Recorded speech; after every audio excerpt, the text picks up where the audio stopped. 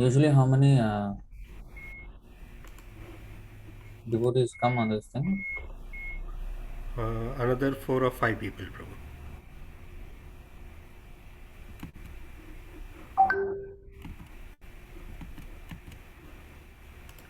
We'll say our prayers first. Om Namo Bhagavate Vasudevaya. Om Namo Bhagavate Vasudevaya. Om Namo Bhagavate Vasudevaya. Om Jnanatimirandhasya Jnananjanashalakaya Chakshurunmilitam Yena Tasmai Shri Gurave Namaha Shri Chaitanya Manobhishtam Sthapitam Yena Bhutale Swayam Rupa Kadamahyam Dadati Swapadantikam Vandeham Shri Guru Shri Yuta Padakamalam Shri Gurun Vaishnavanscha Shri Rupam Sagrajatam Sahagana Raghunathanvitam Tam Sajivam Sadvaitam Savadhutam Parijana Sahitam Krishna Chaitanya Devam Shri Radha Krishna Padan Sahagana Lalita Shri Vishakhanvitamscha He Krishna Karuna Sindho Dinabandho Jagatpate Gopesha Gopika Kanta Radha Kanta Namostute Tapta Kanchana Gaurangi Radhe Vrindavaneshwari Vrishabhanu Devi Pranamami Haripriye Vanchakalpatarubhyascha Kripa Sindhubhya eva cha Patitanam Pavanebhyo Vaishnavebhyo Namo Namaha Namo Om Vishnupadaya Krishna Preshthaya Bhutale Srimate Bhaktivedanta Swaminiti Namine Namaste Saraswati Deve Gauravani Pracharine Nirvishesha Sunyavadi Paschatya Deshatarine Jaya Shri Krishna Chaitanya Prabhu Nityananda Shri Advaita Gadadhara Shri Vasadi Gaura Bhakta Vrinda Hare Krishna Krishna Krishna Hare Hare Hare Rama Rama Rama Hare Hare.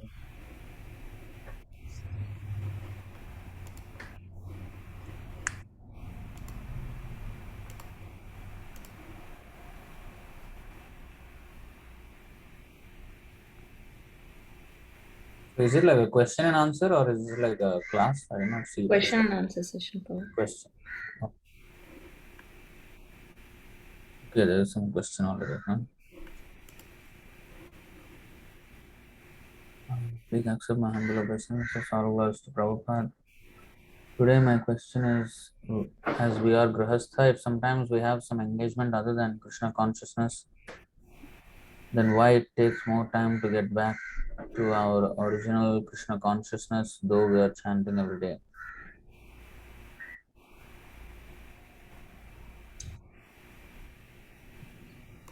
So, actually, a very good question. Is it possible? I think I can share the screen, right? Yes, Prabhu, you can share your screen.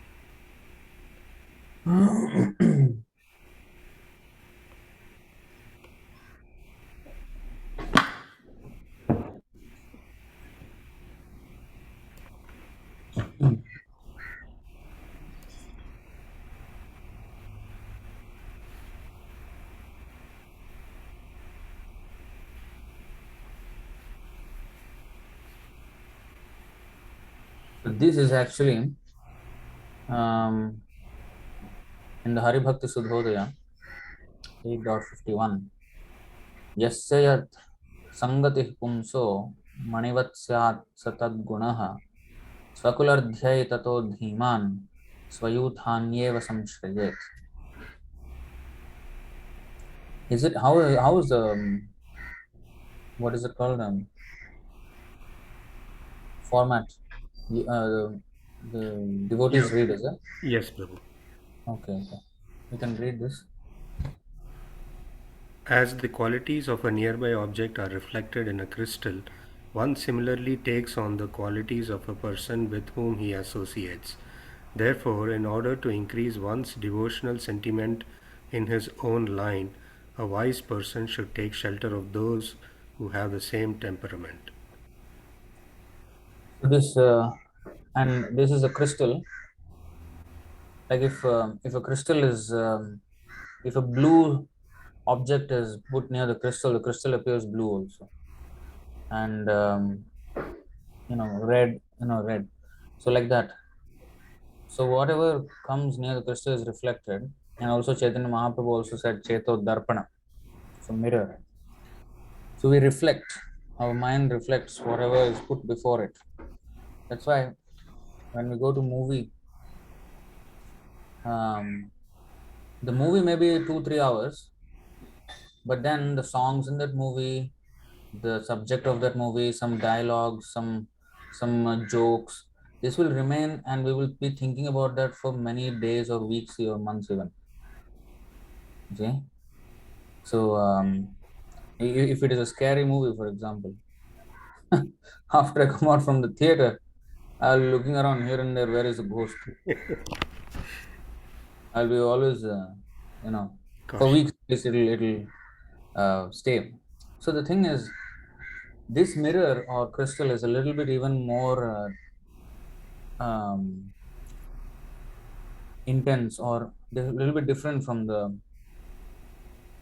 normal crystal or mirror. It's like a memory mirror. Like those memory pillows. When Hmm. you press it, you take out, and then still the imprint is there, and slowly it will go out only. But normal pillow, you put it, you take out, and it will come back to this original thing. So this is like a memory mirror.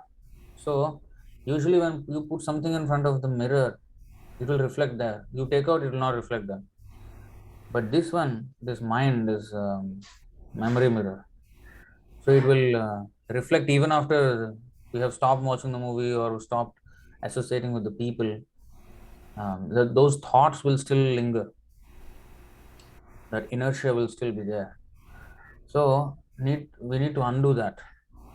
So the more we feed into our brains, into our minds, into our hearts, um, materialistic association, the more it will be, the more moisture we have to deal with. Moisture in the sense, wood. If there is moisture in the wood, then you try to light it. It won't, Catch. um, it won't catch. Fire won't catch. Hmm? So fire won't catch. If it is dry, yes, it will. So if we repeatedly keep pouring water by associating with worldly minded people, then the fire of Krishna consciousness is very hard to light up. So it will take longer time. There was once this incident. I still remember. I think in 2008 or nine, I think maybe. So we have a farm in Malaysia.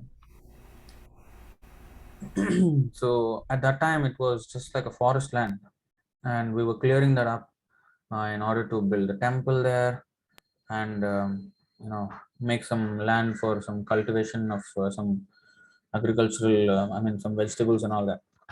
So as we were clearing, there was so much wood from the trees that were, actually they were old, they were already um, dead.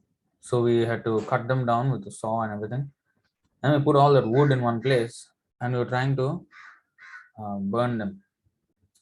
So one of the trees, the wood, it was a recently dead tree. So it was not completely dry, and also it was a bit of rain was there the previous week. So when we were lighting up the thing, that particular wood was not burning. It was in the fire for very long, but it was not burning. So Prabhu was saying this is refusing to burn, you know. So then this thing came. So the moisture in that, you know, the wood is what is making it not burn. But the thing is, although the wood is not burning, the fire is not coming, but it's at least becoming dry slowly. So how much moisture it was there is slowly reducing, and at one point of time where it will be completely zero moisture, then it will start to catch fire. So when we are materialistically associated and when we are introduced to chanting, prasadam, philosophy, so immediately we may not see that ecstasy comes and dancing and like a madman. But we can be rest we can rest assured that this is the purification is already happening. So that's this whole sadhana bhakti stage where the purification happens. You know? So even though we may not see visible symptoms, but our moisture or our materialistic taste, the taste for materialistic life, is reducing step by step, provided we take to the process seriously. If I'm far away from the fire, then of course the moisture is not going to go away. But if I'm near the fire, just like the Prabhupada's example, the iron becomes red hot in the fire and gets the quality of the fire. So if you associate with devotees, then we will also get the spiritual quality. If you associate with materialists, it's like the iron rod becomes red hot in the association of fire, constant association, not immediately, constant association. Um, then wherever you touch it, it will burn. But you keep on touching it everywhere. After some time, the burning quality will be lost. Why? Because while it is trying to give its association by transferring the heat from the rod to any other object, it is also taking an association by taking the temperature from the atmosphere to itself also. So after some time, it won't have any power to burn anything. So it has to come back into the fire and again reheated to red hot condition, and then again it will work.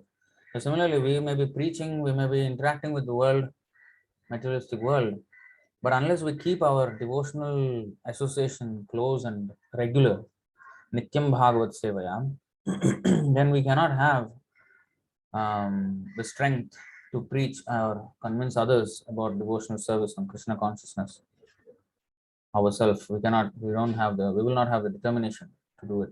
We lose the potency. So we will be preached to by them subtly. It may not be like, oh, somebody says, oh, Krishna is not God. Oh, okay, okay, Krishna is not God. No, we won't accept like that. Maya will come very subtly, very little by little by little by little. Before we know, we are already in completely in Maya. So that's why it is very difficult when we associate with worldly minded people. But the thing that can keep us immune is constant association with devotees. Otherwise, we will lose that. Association with devotees means again Shravanam Kirtanam process. I think I have to, I think 19.151, I think. Prabhu, one quick question related to the previous this one. You had posted that SBL, right? What does that SBL stand for? SBL. Uh-huh. The previous verse that you showed. Oh, Sri Bhaktya Loka. Sri Bhaktya Loka. That is actually a book by Bhaktivinoda Thakur. Um, his commentary on the Upadeshamrita. Okay. Yes, and the 6 types of association in that he mentions the fourth verse. I think that's the purport of the fourth verse, if I'm not wrong. Let me just go back.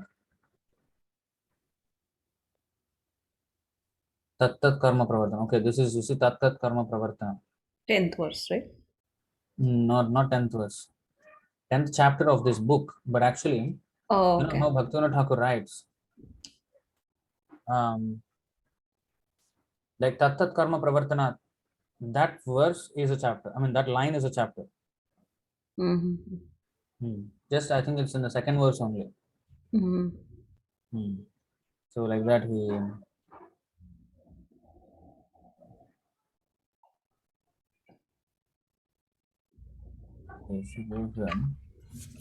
Shravan Kirtan process. I used to.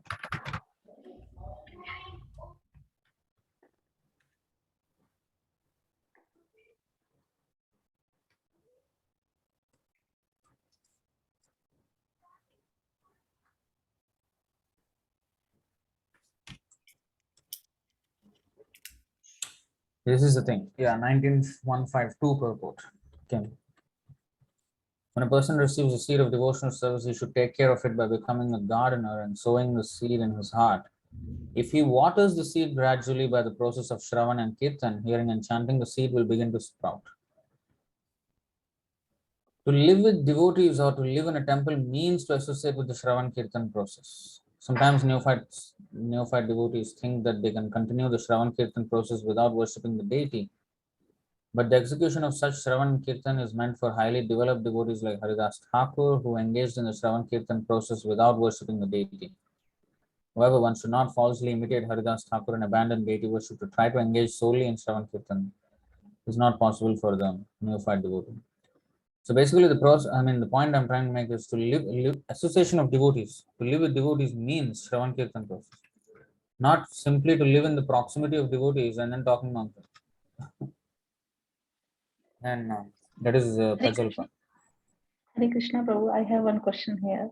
So, Yes. by association with devotee means like as nowadays it's not possible like for us also uh, personal association. So, as we are taking your association now online or by hearing lectures, it will be it's the association, right?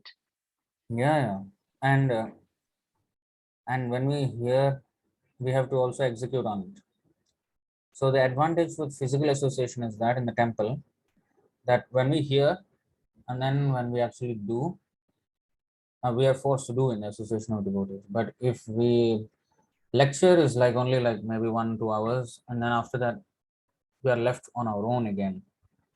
So of course, physical association is necessary.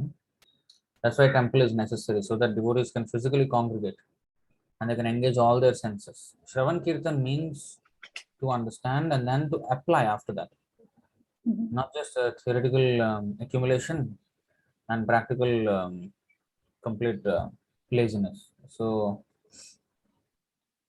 So in the temple, these there will be a variety of services where a person can be engaged.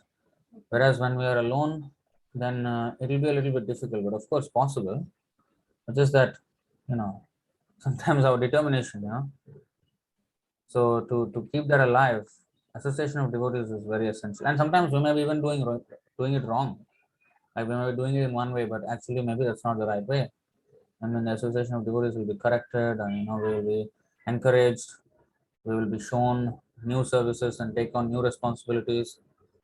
So a lot we can do in the association of devotees in a temple. But in the absence of that, at least the hearing, and then if we can take that instruction and follow in our lives, that is a success. I think Srila Yes. Prabhupada was never physically with his spiritual master much. Only about, he said, maybe 10 times in my whole life I've seen him. But instruction he followed. Whereas those who are staying with him, if they don't follow the instruction, then there's no use. So ultimately, it has to come to the point of following instruction. Karishye vachanam tava. Hearing Bhagavad Gita is fine, but finally we have to say Karishye vachanam tava. I will do whatever you say. So if that Karishya Vachanam is not there, just Arjuna says, "Oh, nice, Krishna, that was good class. Thank you. You go back, go home." So that kind of thing, what is the use? Hmm.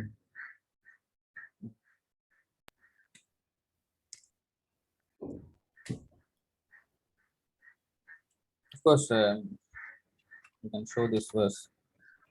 These few verses. Prabhu actually shows these verses when it comes to grihastha. Maybe you must have shown me already.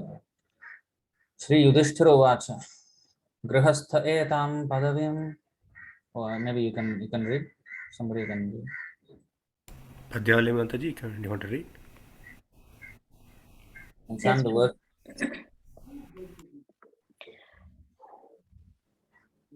Your I might not like able to read this. Shri Yudhishthira Vacha Grasta Etam Pad Padavim Vidhina Yena Chanjasha Yavad Devarishe Bruvi Madrasho Graha Mudhadi. quite close. So good. That's how we learn. So just that this is yayad, not yavad, Yeah, yeah, and yeah. mudhadhi. Moodhati. This is Padavi. Mudatihi. Chanjasa. Mostly it's okay. So, Translation: Maharaja Yudhishthira inquired from Narad Muni, O my lord, O great sage, kindly explain how we who are staying at home without knowledge of the goal of life may also easily attain liberation according to the instruction of Vedas. because you can read this purport, but I'm going to the next one. श्रीनारद उवाच गृहेषु अवस्थितो राजान् क्रिया कुर्वन् यथोचिता वासुदेवा अर्पणं साक्षात् उपासिता महामुनीन्.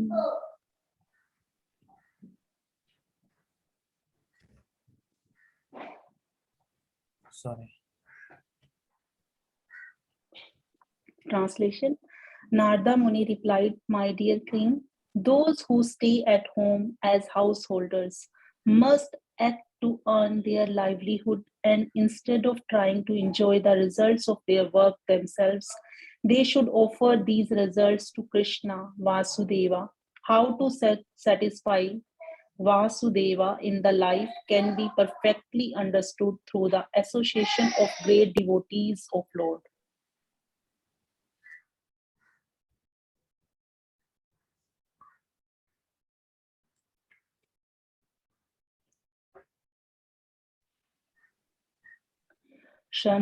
शृण्वन् भागवतो अभीक्षणम् अवतारा कथा अमृतम् श्रद्धा धानो यथा कालम् उपासन्ता जना अव्रता सत्संगाच्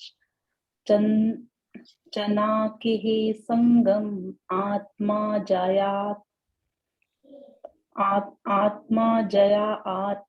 जादिषु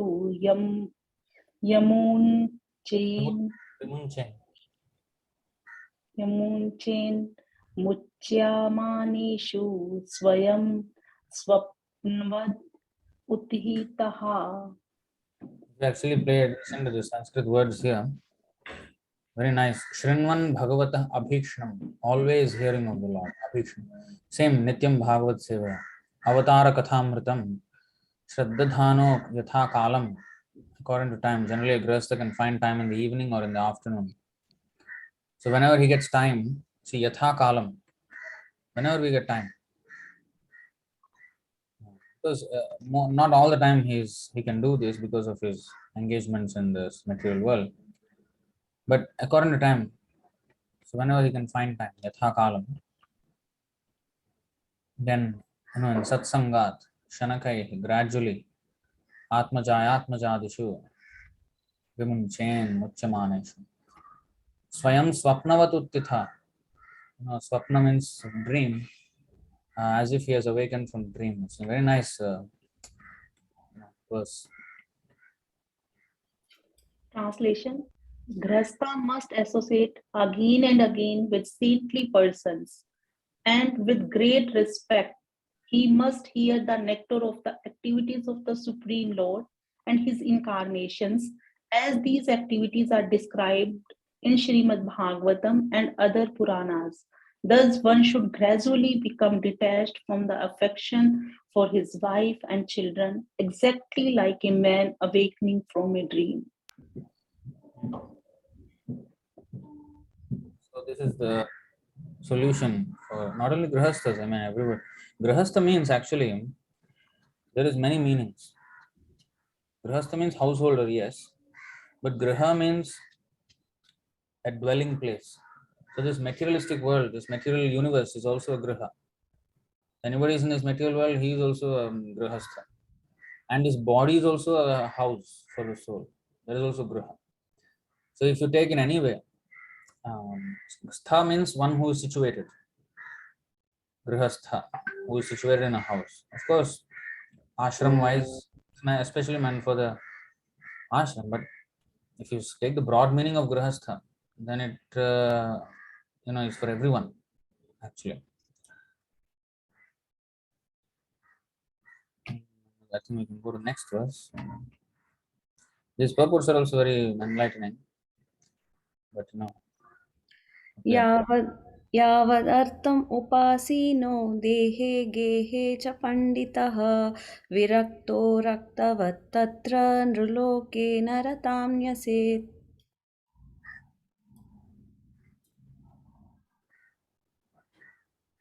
Yavadartham, as much endeavor for one's livelihood as necessary.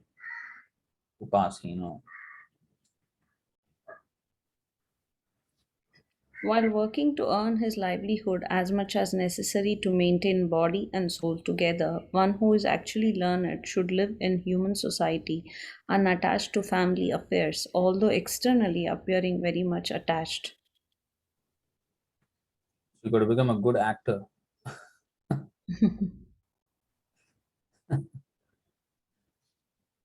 To family members, you must show that as if very attached, but actually, but we become actor in the other way. We come to devotees and we act like we're a big devotee, but inside,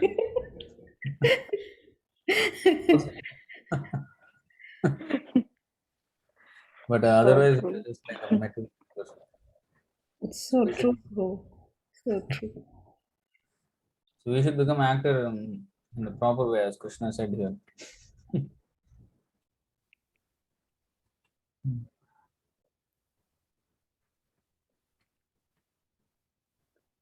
ज्ञातयः पितरौ पुत्रा भ्रातरः सुहृदो परे यद्वदन्ति यदिच्छन्ति चानुमोदेत निर्ममः.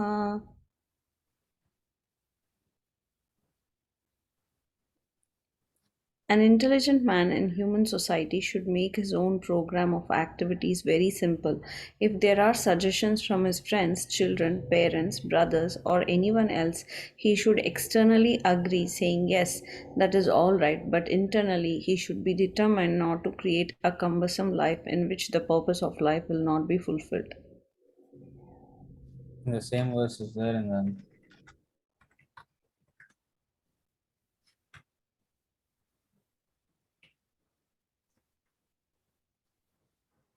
this one. एवामैषे कृतः सौहृदार्ता जनेषु देहाम्बरवार्तिकेषु गृहेषु जायात्मजरातिमत्सु न प्रीतियुक्ता यावदर्थाश्च लोके.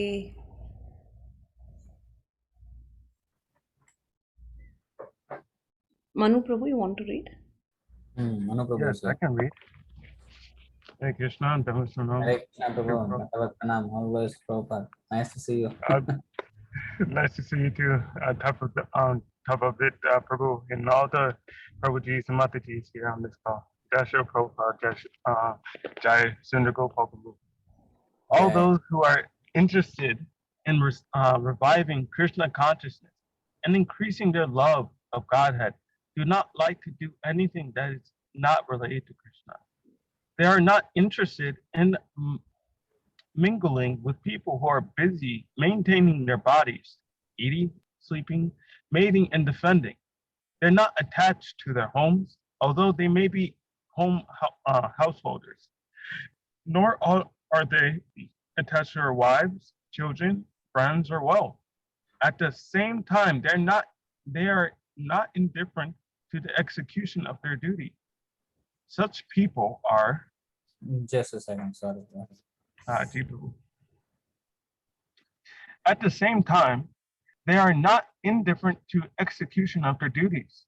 Such people are interested in collecting only enough money to keep the body and soul together. Prabhu, I have a question here. They are not indifferent to the execution of their duties. Can you explain more on this, Prabhu? Like for example, I mean they have to earn a living, so they will earn a living, and they have to, get it's like for example, at least in Indian culture, I mean Vedic culture, the parents have to get the children married off.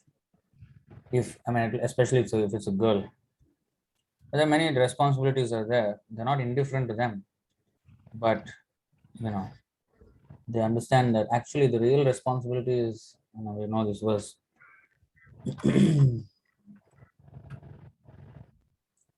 So Goodness. detachment does not mean running away. Detachment means lack of sense gratification, but not giving up on the duty. There are two things in grihasthashram especially. There is duty and there is attachment. Sometimes we mistake these two. Sometimes we take attachment to be duty. They say, oh, family first. That's usually people what they say, no? So that's actually attachment. God is first.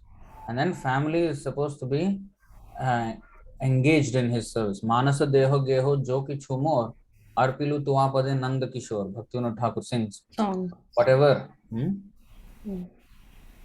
So whatever is mine, whether mind, body, and wife and children, everything I offer to you, Krishna. So there is duty. So attachment and duty, we should not mix up both of those. So we have to be detached from the attachment, but we have to be attached to our duty. So our duty as a family head is this. So Manu Prabhu, you can read this verse.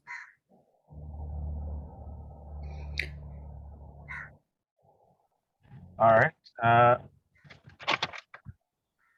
Guru Nasa Guru Nasa Syat Swadhyano Nasa Sayat Pitha Nasa Sayat Jnani Nasayat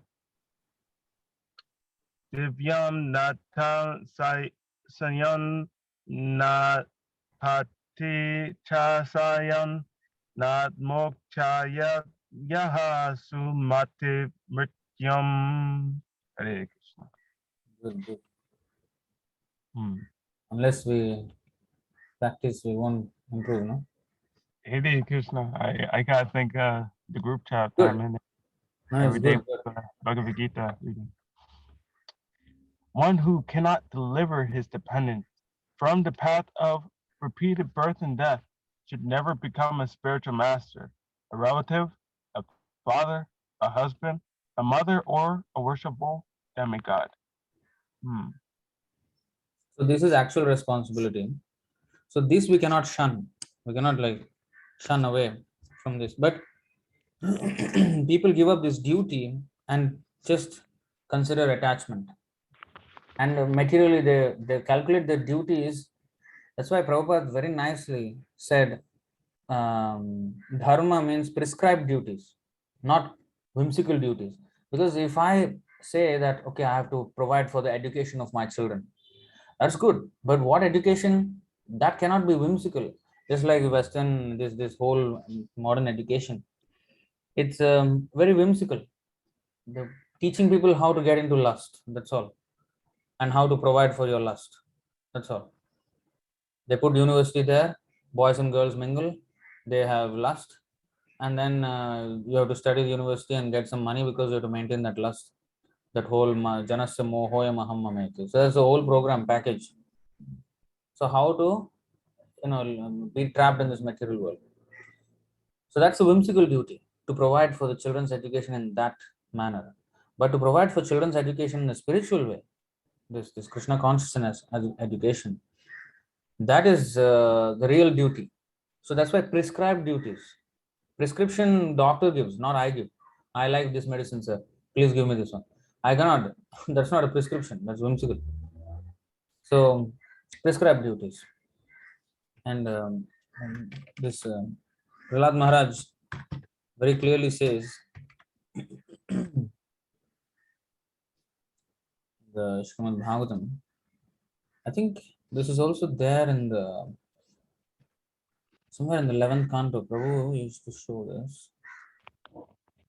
One second. Where are we going to?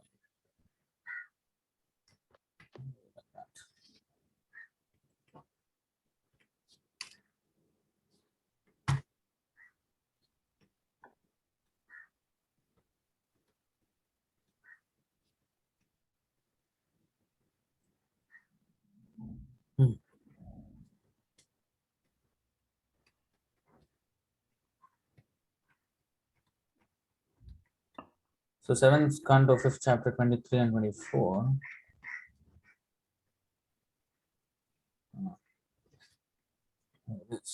So, Sri Praharaduvacha, Shravanam Kirtanam Vishnoh, Smaranam Padasevanam Archanam Vandanam Dasam Sakhyam Atmanivedanam Iti Pumsarpita Vishno Bhaktischenna Navalakshana Kriyeta Bhagavatyadha Tanmanyedhitam Uttamam Adhitam Uttamam. This is real education. You can read, Prabhu. Prahlad said, hearing and chanting about the transcendental holy name, form, qualities, paraphernalia, and pastimes of Lord Vishnu, remembering them, serving the lotus feet of the Lord, offering the Lord respectful worship with 16 types of paraphernalia, offering prayers to the Lord, becoming his servant, considering the Lord's one best friend, surrendering everything unto him, in other words, serving him with the body, mind, and words. These 9 processes are accepted as pure devotional service. One who has dedicated his life to the service of Krishna through these 9 methods should be understood to be the most learned person, for he has acquired complete knowledge.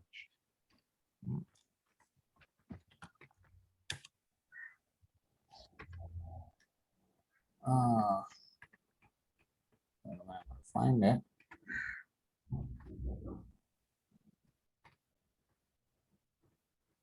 This is another thing. This, if you see this 5:18 Bhagavad Gita, Vidya Vinaya Sampanne Brahmane Gavihastane Shunichaiva Svapake Cha Pandita Samadarshana. So with Vidya comes Vinaya, gentleness, Vinamrita. If gentleness doesn't, this may so-called Vidya will actually make the person puffed up. Real Vidya means, Guru means one who is heavy with knowledge. The word Guru means actually heavy. So heavy with knowledge is like a tree heavy with fruits. They bend down. The branches bend down above the weight of the fruits. So that is how a person who is with the weight of knowledge, he should be bowing down. He should be having gentleness. He should be humble. Now, real knowledge makes one humble, because real knowledge means we understand we are 1/10,000th the part of the tip of the hair. Who are we? When Chaitanya Mahaprabhu said, Trinada Pisuni Chena, that's not something to be imagined. Oh, grass is very small, so I must be smaller than we are actually smaller than the grass. We think we are big. That's a problem. So we are actually nowhere compared to the grass. Grass is millions of times bigger than the soul. So actually, that is the real knowledge. Real knowledge should make us humble, but when it's false knowledge, then we become all puffed up. But actually, I wanted to show something else. And of course, that just now the other verse came 9:2 Rajavidya Rajaguhyam Pavitramidam Uttamam. The purest knowledge, the king of all knowledge, is Krishna consciousness. Prabhu used to show another verse about education. 7,300 references of education. So I don't think I can now. Maybe I'll try this.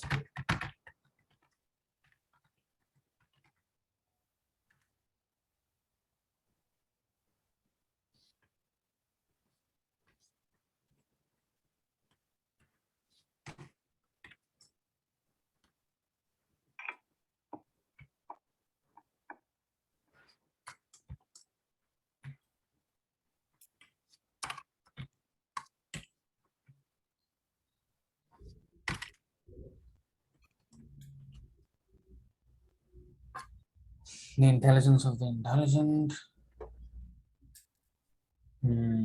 This is another one. But actually, there is another one. I forgot. But yeah, I think you get the point though. So the prescribed duties must be performed. Attachment and duty, we have not to confuse them.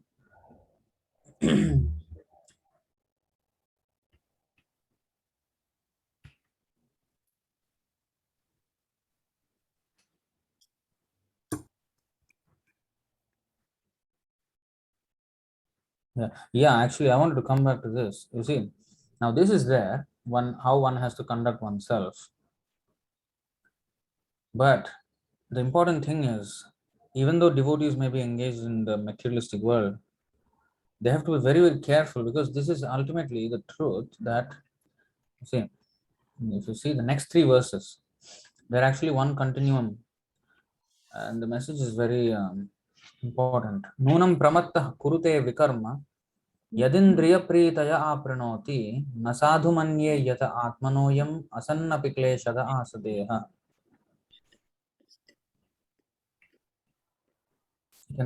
Somebody can read this? When a person considers sense gratification the aim of life, he certainly becomes mad after materialistic living and engages in all kinds of sinful activity. He does not know that due to his past misdeeds, he has already received a body which, although temporary, is the cause of his misery. Actually, the living entity should not have taken on a material body, but he has been awarded the material body for sense gratification.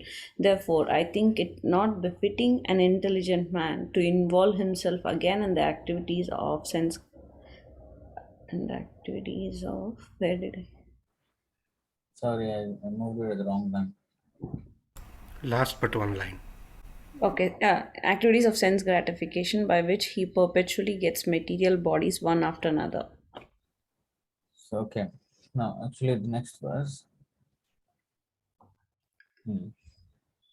पराभवस्तावदबोधजातो यावन्न जिज्ञासत आत्मतत्त्वं यावत् क्रियास्तावदिदं मनो वै कर्मात्मकं येन शरीरबन्धः.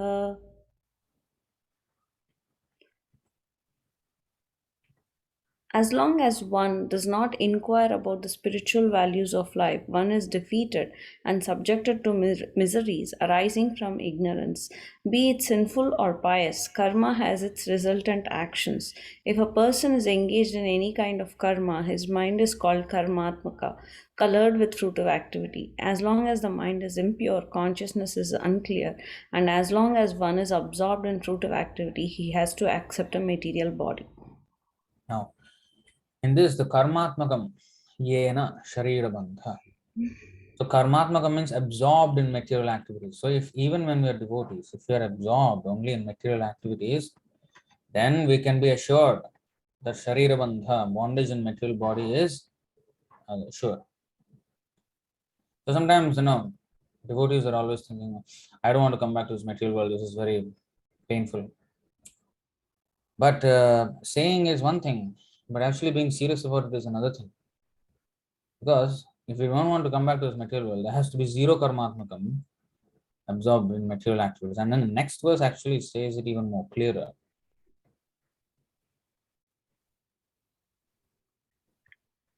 एवं मनः कर्मवशं प्रयुङ्क्ते अविद्ययात्मन्युपदीयमाने प्रीतिर्न यावन्मयि वासुदेवे न मुच्यते देहयोगेन तावत्.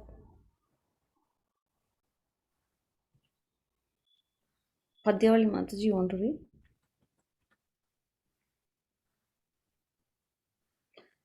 When the Yes, living... Mataji. Yeah, go ahead, Mataji. When the living entity is covered by the mode of ignorance, he does not understand the invisible living being and the supreme living being, and his mind is subjugated by fruitive activity. Therefore, until one has love for Lord Vasudeva, who is none other than myself, he is certainly not delivered from having to accept a material body again and again. This is very, very important verse actually. Evam manah karma vasham prayamte. Karma vasham means trapped in this, this fruitive activity, subjugated, you see. Vasham means in the grip of karma. So when we're in the grip of this fruitive activity, avidya atmani, it is born out of ignorance. Only then we are actually involved in karma. Upadhiyamane pritirna yavan mai vasudeve. As long as we don't have preeti for Vasudeva, namuchyate deha yogena. No way we're going out of this material world until we have achieved affection for Vasudeva. So, Affection for Vasudeva means there will be symptoms of such a person. He will have to be, first of all, very eager to hear. That's the first thing about a person who has preeti for Vasudeva. Just like if one loves someone, he wants to know always about them. You know? So if we love Krishna, then we want to know about him. We want to hear about him. So that is the first thing. And of course, wanting to serve him. So preeti. So preeti purvakam, bhajatam preeti purvakam. Then dadami buddhi yogam. What is that buddhi yogam? Yena mamupayantite. And then there will be no namuchite deha yogena tavat. So how to come to Krishna? We cannot go to Krishna with all our attachments, taking our baggage. We cannot go like, with all our baggage going to Vaikuntha. Prabhu, I'm going to Vaikuntha with all this baggage. No, no, no, not allowed. Custom will reject customs. So everything will leave here. So therefore we have to prepare ourselves not to have this karma, not to have any other preeti. Anasaktasya vishayan yatharham. Not this. What is it? Anyabhilashita shunyam. Jnana karma jnanavritam. Anya abhilash shunyam. Only one abhilash. Krishna seva. One desire. So we have to come to that actually. That's the whole process of our sadhana bhakti. It is not some official engagement. Okay, I have attended class, tick. Attendance marked. I have taken Krishna Prasadam, tick. That one I will never untick. That always ticked by default. Grayed out.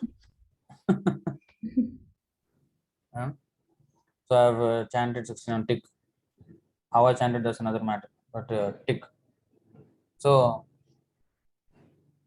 that official is not about official.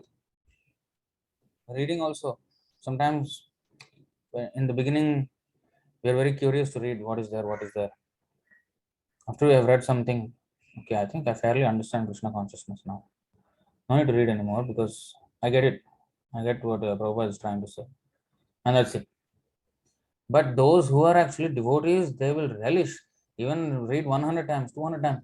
There is always something new, something fresh, something more, some realization. Krishna always dadami buddhi yogam. But those who are preeti purvakam bhajatam. But if there is no preeti, if there is no engagement, then yeah, it will appear stale. So there's a nice couple of verses actually. So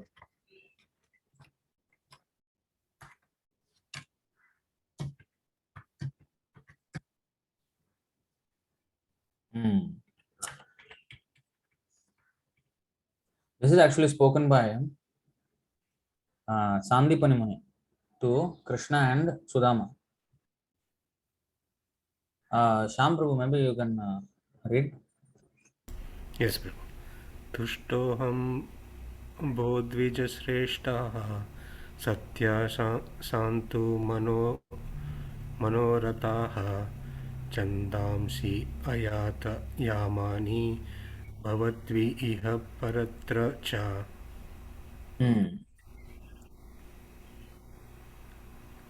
Translation: You boys are the best of the twice born, and I am satisfied with you.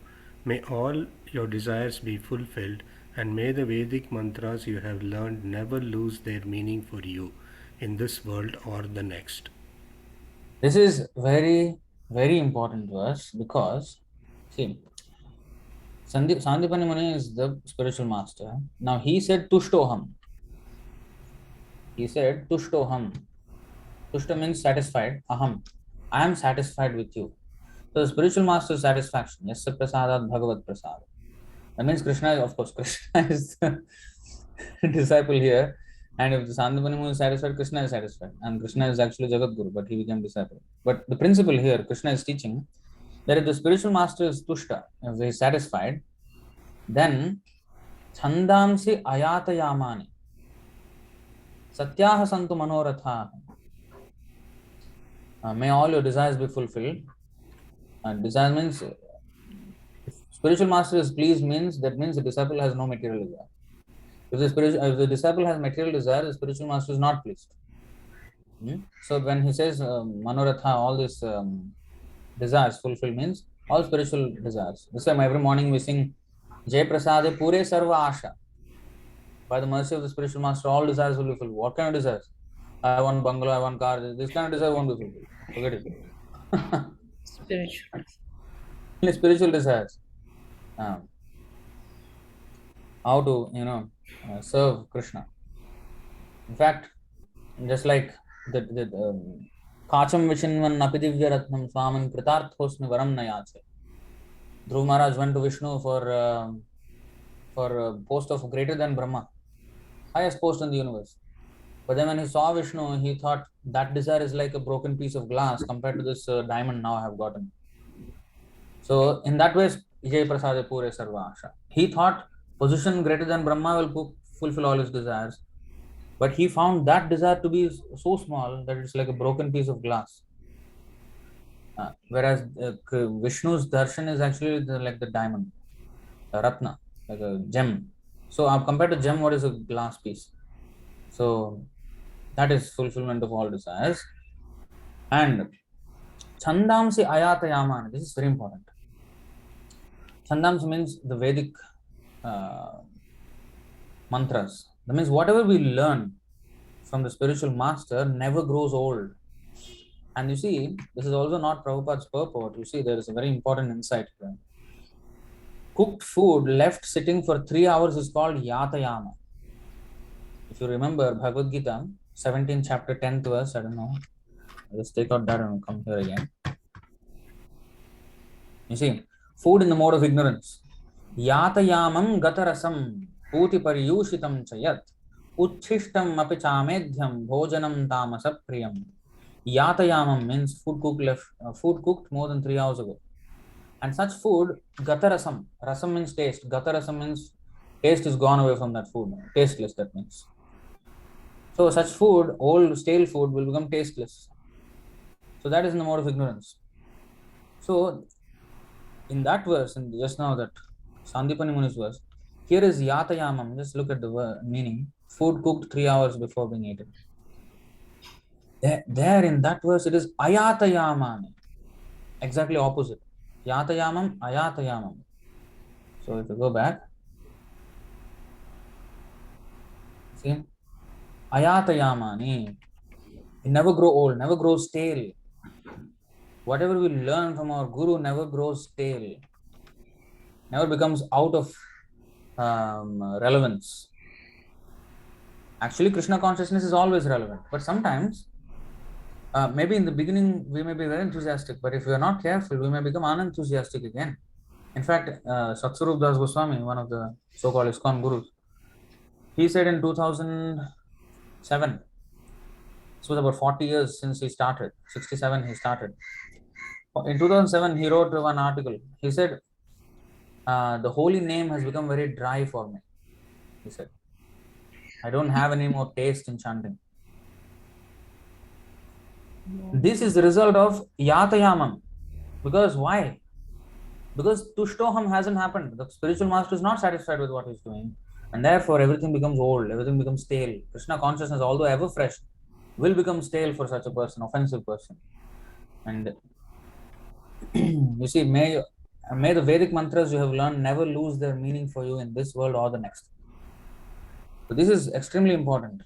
See, cooked food left sitting for 3 hours is called yatayama, indicating that it has lost its taste. And similarly, if a devotee does not remain fixed in Krishna consciousness, the transcendental knowledge that once inspired him on the spiritual path will lose its taste or meaning for him.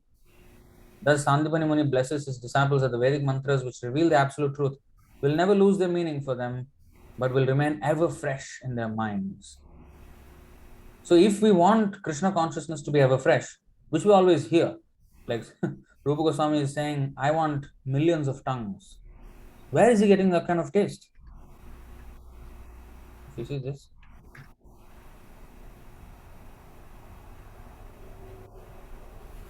Tunde tandavani ratim vitanute tundavali labdhaye karna kroda kadambini khatayate कर्णार्बुदेभ्यः स्पृहां चेतः प्राङ्गणसङ्गिनी विजयते सर्वेन्द्रियाणां कृतिं no जाने जनिता कियद्भिरमृतैः कृष्णेति वर्णद्वयी. You see how he is saying. Can read somebody? Shobha Mataji, you want to read? Yes. Hare Krishna. Hare Krishna. I do not know how much nectar the two syllables Krishna Krishna. have produced. When the body name of Krishna is chanted, Holy name. When the holy name. When the holy name of Krishna is chanted, it appears to dance within the mouth. We then desire many, many mouths. When that name enters the holes of the ears, we desire many millions of ears. And when the holy name dances in the courtyard of the heart, it conquers the activities of the mind, and therefore all the senses become inert. This is Rupa Goswami's experience with the holy name, and our experience with the holy name is when will I finish this 16 rounds so that I can do whatever I want. Prabhupada said, he finished his rounds one day and then he put the bead bag on the table. Now I can do any damn thing I like. He is just showing us how, a person who does not have a taste will think, Whereas Rupa Goswami's experience is totally different. How come? Maybe he's lying, We may doubt the statements of acharyas because we calculate according to our experience. How he's saying millions of mouths and ears and all these things. I don't feel like that, I think it's just an exaggeration. And that becomes the fifth offense. To consider the glories of chanting Hare Krishna to be exaggeration or imagination. Harinamna kalpanam. Harinamni kalpanam. So that's what it happens. Then we lose faith in the holy name. So the answer, the missing piece of the puzzle is the satisfaction of the spiritual master, which makes it ayata yamani, ever increasing, anandambudhi vardhanam. So the ocean of happiness will increase.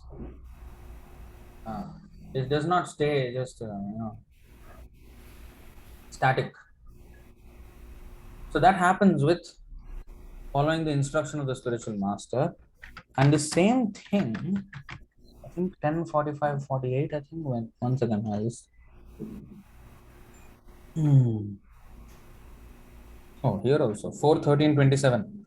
Chandamsi ayatayamani yojitani dhritavrataya. I have not seen this verse though. We know that the paraphernalia to perform the sacrifice is well collected by you with great faith and care and is not polluted. Our chanting of the Vedic hymns is not also deficient. Okay, so this is completely different. Yeah, this is the one. 10:45:48. Correct. Again, this is also spoken by Sandipani Muni to Krishna and Balaram this time. Krishna and Balaram. Because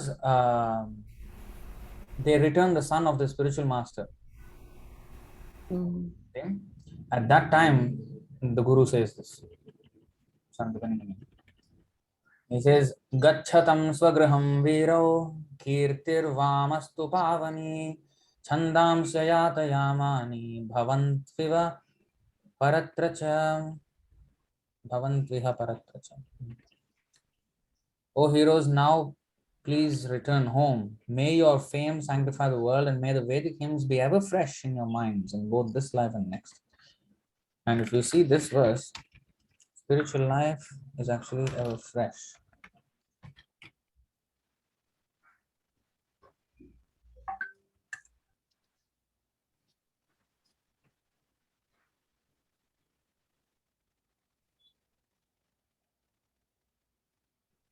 See how many times Prabhupada quoted this. You haven't even come to the verse. This is the actual verse. This is a very important verse. This ties together with Brahma Bhuta Prasannatma Nashochatina Kankshati Samas Sarveshu Bhuteshu Madbhaktim Labhate Param. So same that Brahma Bhuta stage is explained in this way. Prabhupada always quoted this and that verse together, 1854 of Bhagavad Gita and 4:30:20 of Bhagavatam. Somebody can chant the verse.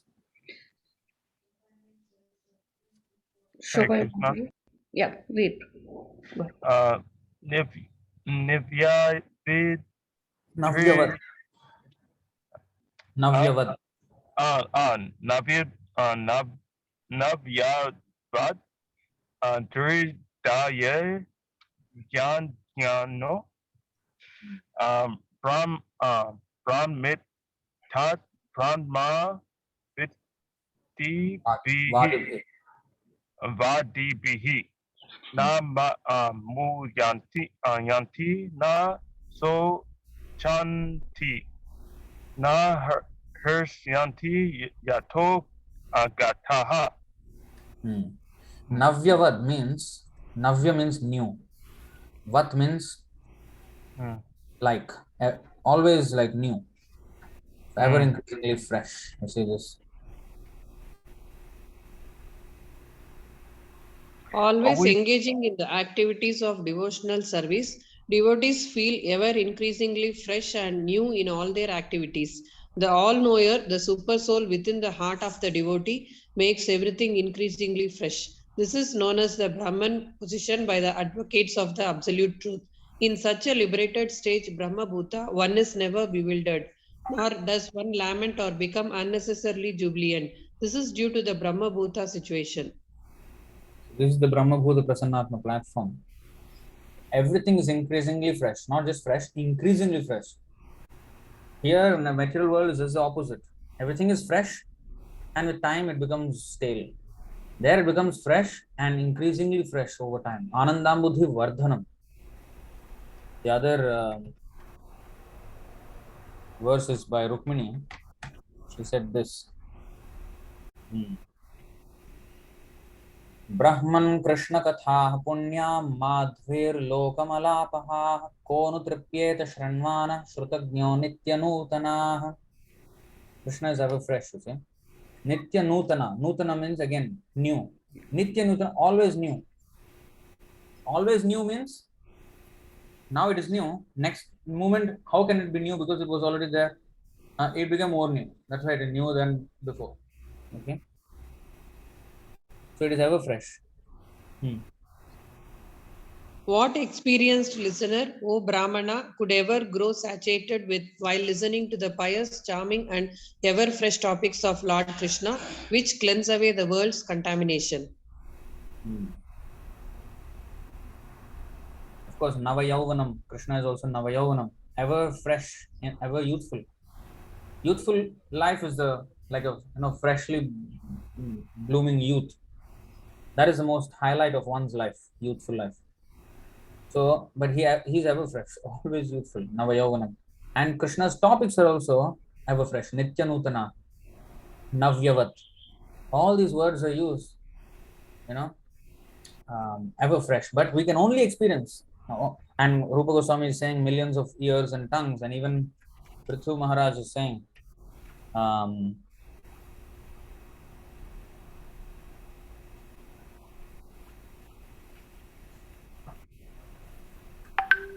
I don't know if my what my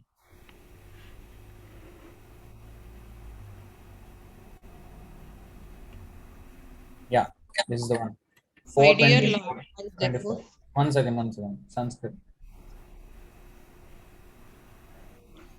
न कामयेनाथ तद्यपि अहं क्वचिन्न यत्र चरणाम्बुजासव महत्तमान्तर् हृदयान् मुखाच्युत विदात्स्व कर्णायुतं येसमेवरः. So, for easy remembrance, right? If the one second, okay? One second, all of you. I am getting a call. This is a little bit important call, so kindly excuse me for now.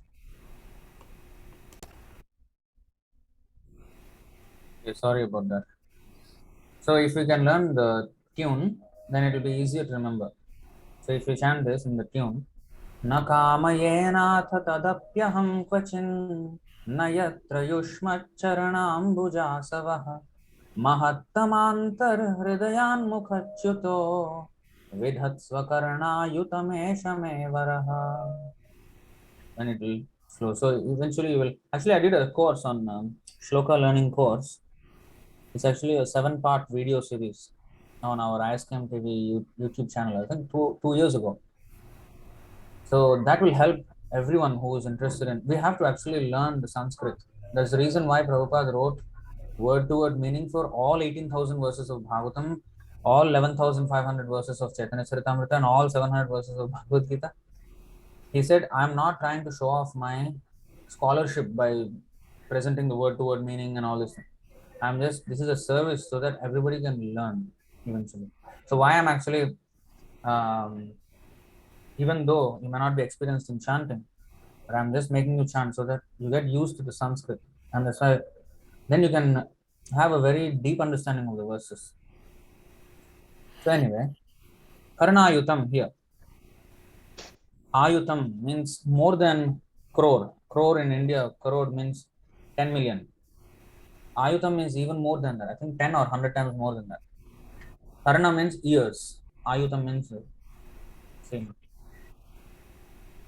Ayutam. Oh, Ayutam means 1 million. Okay. Crore is 10 million. Ayutam is 1 million. Karna means ears. He won 1 million years, just like Rupa Goswami. Ritu Maharaj is also saying. Can read the translation. My dear Lord, I therefore do not wish to have the benediction of merging into your existence, a benediction in which there is no existence of the nectarian beverage of your lotus feet. I want the benediction of at least 1 million years, for thus I may be able to hear about the glories of your lotus feet from the mouths of your pure devotees. 1 year is not enough. 1 million years Very well. is how fresh they are feeling. So these are all not exaggerations. Just, oh, Prabhu, nice, Prabhu. Maybe to make the sloka more rhyming, that's why they put these words. It's a poetic expression. But no, this is the actual reality. And one can feel this if we satisfy our spiritual master.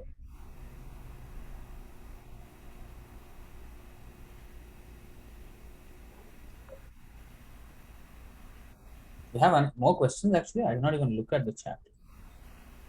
Okay, we don't have more questions. Okay.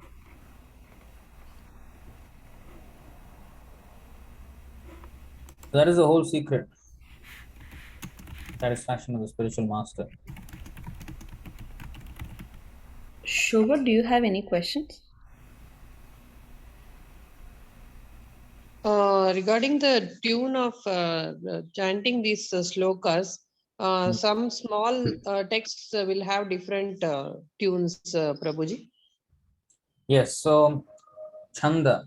Actually, just now the verse has Chandam Syayata Yamani. So according to the Chanda, length and Guna, I mean the Dirgha and the Laghu, the elongations like I. So depending on that, there's the tunes are different. Uh-huh. So for the Bhagavad Gita verses, mostly are in the Anushtup Chanda, which is 8 syllables in one line. So if I okay. Mhm. Can you please show the difference? Yeah.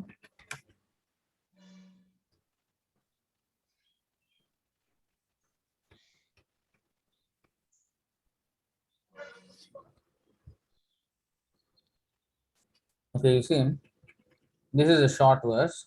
This is an Anushtup Chanda. This Chanda name is Anushtup. So there are 8 syllables in each line. Syllables means, before the next consonant, that one. So they, he, no, smin, ya, tha, de, he. 8. Kaumaram yauvanam jara. 8. Tatha dehantara praptir. 8. Dhiras tatra na mohyati. 8. So 8 syllables in each line. There is Anushtup Chanda. So actually there are many tunes for even Anushtup Chanda itself. देहिनोऽस्मिन् यथा देहे कौमारं यौवनं जरा तथा देहान्तरप्राप्तिर्धीरस्तत्र न मुह्यति. So this is also a tune, but simple tune can be देहिनोऽस्मिन् यथा देहे कौमारं यौवनं जरा तथा देहान्तरप्राप्तिर्धीरस्तत्र न मुह्यति. So there are particular tunes. And the next one, there is actually 10 syllables verses also. I can only find one in our thing. No. The previous verse was very lengthy and the tune was different. Yes, that was 11. 11. Okay. 11. Yes, there is a, what is it chanda called?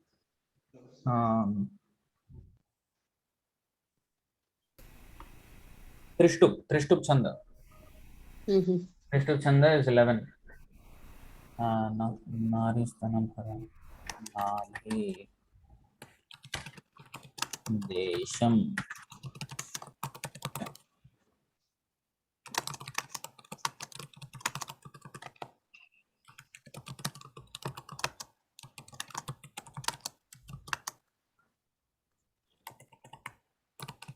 This verse actually is a bit different.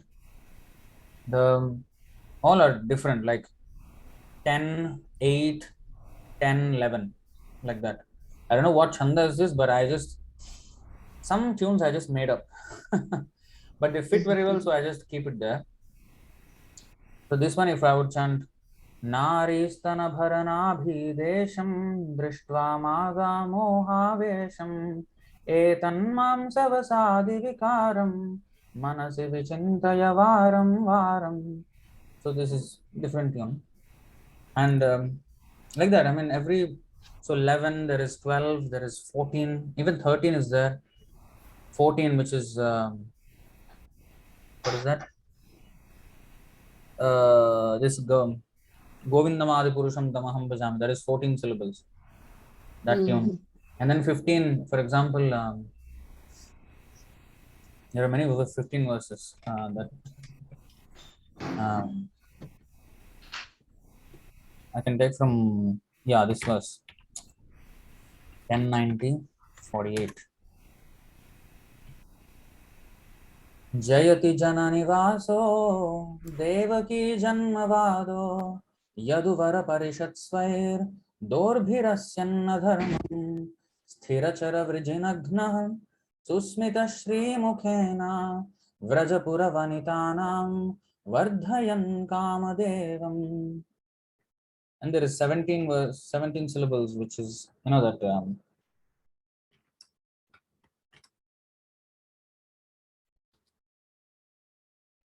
there are actually many types of 17 syllables. What is this? And is it randomly written, like these syllables? Continuously, we cannot have one type of text. You mean verse after verse in one type of Yes, chanda? verse after verse. While reading, we get confused and how to pronounce that we are not able to. No, I mean, you have to get used to it. You will get used to it actually once.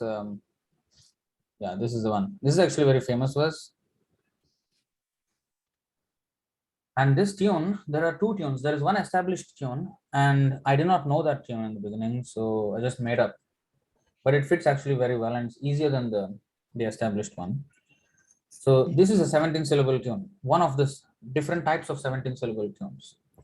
Radha Krishna Pranaya Vikritirhladini Shaktirasmat Ekatmanavapi Bhuvipura Deha Bhedam Gatau Chaitanyakhyam Prakatam Tadvayam Chaikyamaptam Radha Bhavadyuti Suvalitam Naomi Krishna Swarupam.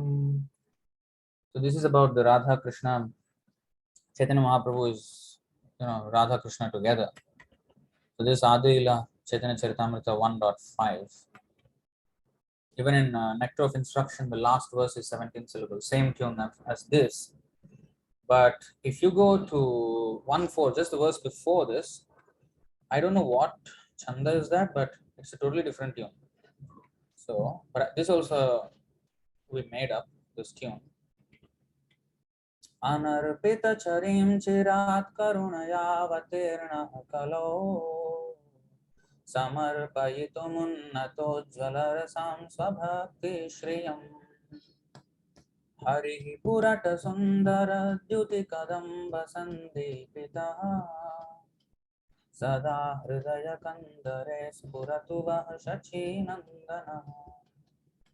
So like this, I mean, there are, and Shat Goswami Ashtakam, that is 19 syllables. That is Shardula Vikradita Chanda. Then the one which we chant every time when we begin the class, Vandeham Shri Guru, we actually chant in different tune. But actually there is a particular tune for, yeah, Vandeham Shri Guru Shri Yutapada Kamalam. Actually this is 21 syllables tune, 21 syllables in each line. Vandeham Shri Guru Shri Yutapada Kamalam Shri Gurun Vaishnavamscha Shri Rupam Sagrajatam Sahagana Raghunathanvitam Tam Sajivam Sadvaitam Savadhutam Parijana Sahitam Krishna Chaitanya Devam Shri Radha Krishna Padam Sahagana Lalita Shri Vishakhanvitamscha. This is the actual tune for the 21 syllables. 777 syllables. So first 7. So Vandeham Shri Guru Shri, that is 7 syllables. Yutapada Kamalam, that is 7. Shri Gurun Vaishnavamscha, another 7. So if you see the middle 7 is all short. There's no dirgha. Yutapada Kamalam Sahagana Raghuna Parijana Sahitam Sahagana Lalita, all the, these patterns they are called guna, where is elongated, where is short. So depending on that, the tunes. In much more elaboration, we have explained this in that Shloka Learning Course. You can take a look, and even how to pronounce. I just went from absolute beginner, like the importance of Shloka learning, the first episode. The second episode was pronunciation and the signs of the Sanskrit alphabet. And then the I don't remember the episode names, but then the meter, which tune to use for which thing. And there is a resource also, kind of a page where there is an audio recording of a particular length of tune. So you can find all these resources in that playlist. Maybe I can put that link of that playlist. In the meantime, if we have, okay, there is some questions anyway now. I can see. Okay, there are a couple of questions. So we'll answer the questions first. Swati means Subhadra Sundari Mataji only, no? No, this is from New Zealand. Swati Mataji from Israel. Yes.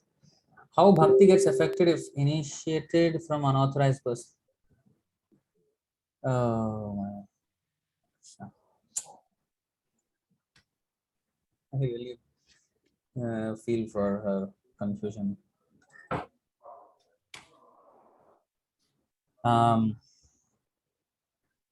Adikshitasya Vamoru.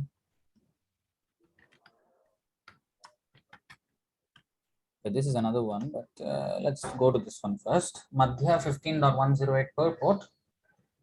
Adikshitasya Vamoru Kritam Sarvam Nirarthakam Pashuyonim Avapnoti Diksha Virahito Janaha. Swati Mataji is not here online.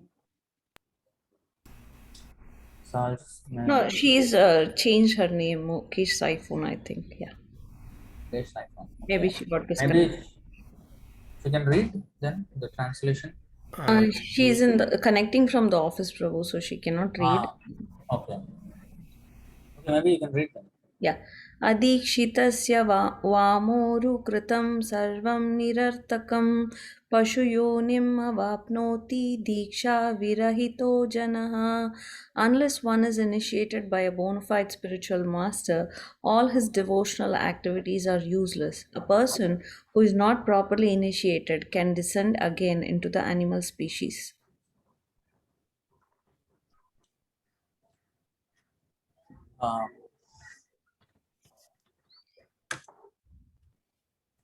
See, that's the not properly initiated.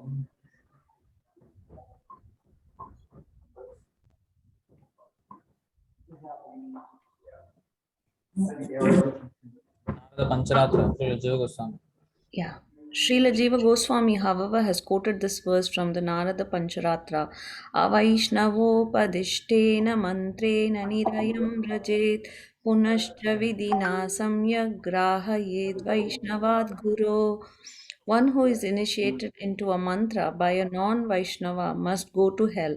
Therefore, he should again be initiated properly according to the prescribed method by a Vaishnava guru. It is the duty of the bona fide spiritual master to examine carefully the qualification of the.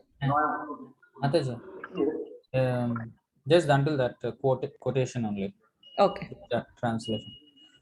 So, of course, sometimes prescribed method, what I wanted to show is this prescribed method. The prescribed method of initiation by Prabhupada is through the Ritvik system.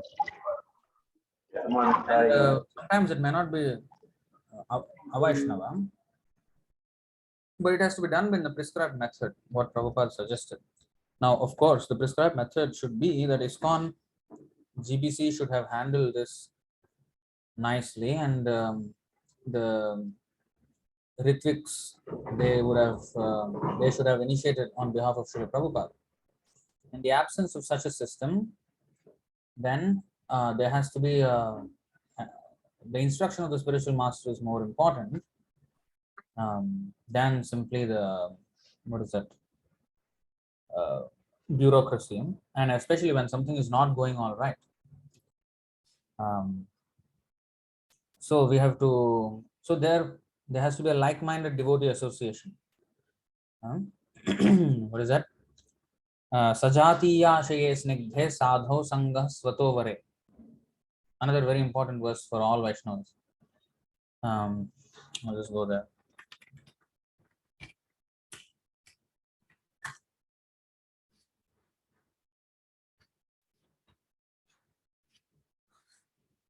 Can read this?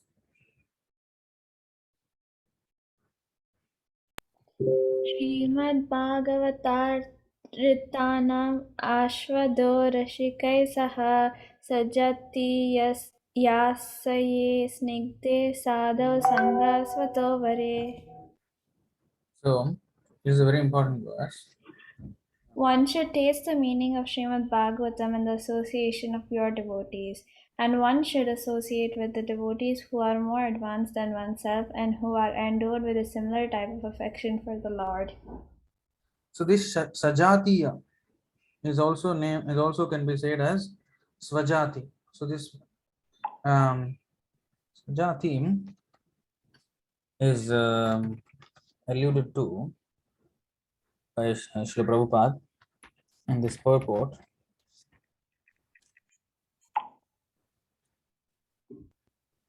(329.17) purport. Let's see. You can read from the friendship. Friendship should be cemented between persons with mutual interest and understanding. Such persons are said to be Swajati, of the same caste. The devotee should avoid a person whose character is not fixed on the standard understanding. Even though he may be a Vaishnava or a devotee of Krishna, if his character is not correctly representative, then he should be avoided. One should steadily control the senses and the mind and strictly follow the rules and regulations, and he should make friendship with persons of the same standard.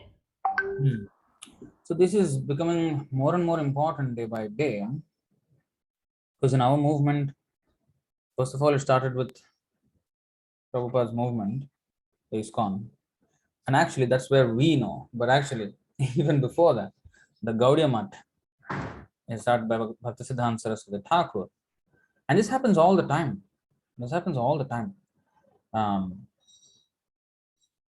And this is explained very nicely in the CC Adi, 12th chapter, 8th verse through 12th verse. So there is always some factions among Vaishnavas. And this happens because of either following or not following the instructions. So we actually have to go here.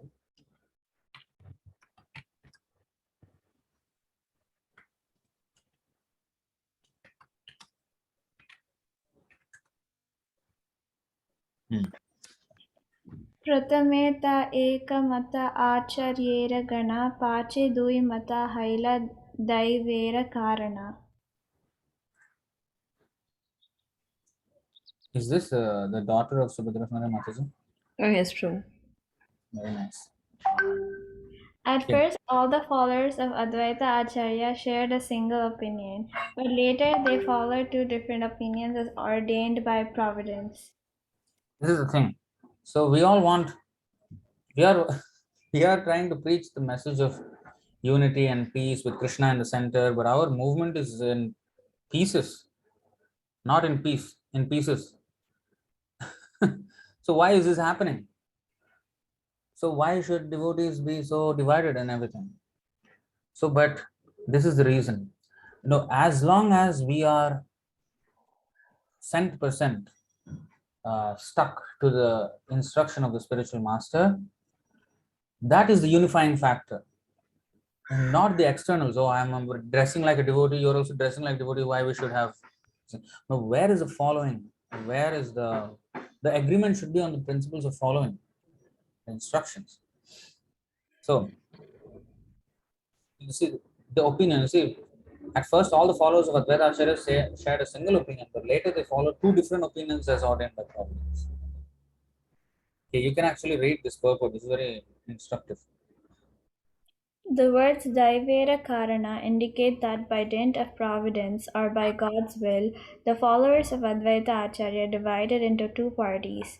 Such disagreement among the disciples of one Acharya is also found among the members of the Gaudiya Mata. In the beginning, during the presence of Om Vishnupada Paramahamsa Parivrajacharya Ashtotara Shata Sri Srimad Bhaktisiddhanta Saraswati Thakur Prabhupada, all the disciples worked in agreement, but just after his disappearance, they disagreed.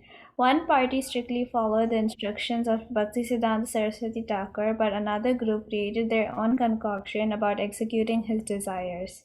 Bhaktisiddhanta Saraswati Thakur, at the time of his departure, requested all his disciples to form a governing body and conduct missionary activities cooperatively. He did not instruct a particular man to become the next Acharya, but just after his passing away, his leading secretaries made plans without authority to occupy the post of Acharya, and they split into two factions over who the next Acharya would be. Consequently, both factions were asura or useless because they had no authority. Asara or useless because they had no authority, having disobeyed the order of the spiritual master. Despite the spiritual master's order to form a governing body and execute the missionary activities of the Gaudiya Mata, the two unauthorized faction began litigation that is still going on after 40 years with no decision. Therefore, we do not belong to any faction. But because the two parties busy dividing the material assets of the Gaudiya Mata institution stopped the preaching work, we took up the mission of Bhaktisiddhanta Saraswati Thakur and Bhaktivinoda Thakur to preach the cult of Chaitanya Mahaprabhu all over the world under the protection of all the predecessor acharyas, and we find that our humble attempt has been successful. We followed the principle especially explained by Srila Vishwanath Chakravarti Thakur in his commentary on the Bhagavad Gita verse beginning Vyavasayatka Buddhir Ekeha Kuru Nandana, Bhagavad Gita 2.41. According to this instruction of Vishwanath Chakravarti Thakur, it is the duty of a disciple to follow strictly the orders of his spiritual master. The secret of success in advancement in spiritual life is the firm faith of the disciple in the orders of his spiritual master. The Vedas confirm this. Yasya deve para bhaktir yata deve tata guru tasyaite katita hi artha prakashante mahatmanaha. To one who has staunch faith in the words of the spiritual master and the words of the Supreme Personality of Godhead, the secret of success and Vedic knowledge is revealed. The Krishna consciousness movement is being propagated according to the principle, and therefore our preaching work is going on successfully, in spite of the many impediments offered by antagonistic demons, because we are getting positive help from our previous acharyas. One must judge every action by its result. The members of the self-appointed Acharya party who occupy the property of the Gaudiya Mata are satisfied, but they could make no progress in preaching. Therefore, by the result of their actions, one should know that they are asara or useless, whereas the success of ISKCON party, the International Society for Krishna Consciousness, which strictly follows Guru and Gauranga, is increasing daily all over the world. Srila Bhaktisiddhanta Saraswati Thakur wanted to print as many books as possible and distribute them all over the world. We have tried our best in the connection and we are getting results beyond our expectations.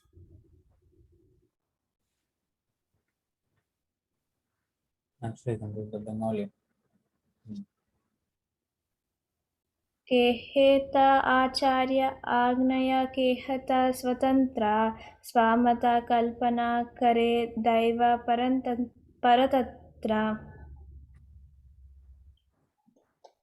Some of the disciples strictly accepted the orders of the Acharya, and others deviated, independently concocting their own opinions under the spell of Daivi Maya. This is the thing. This is what it divides a movement, a spiritual movement like us. The concocting own opinions about the order of the spiritual master.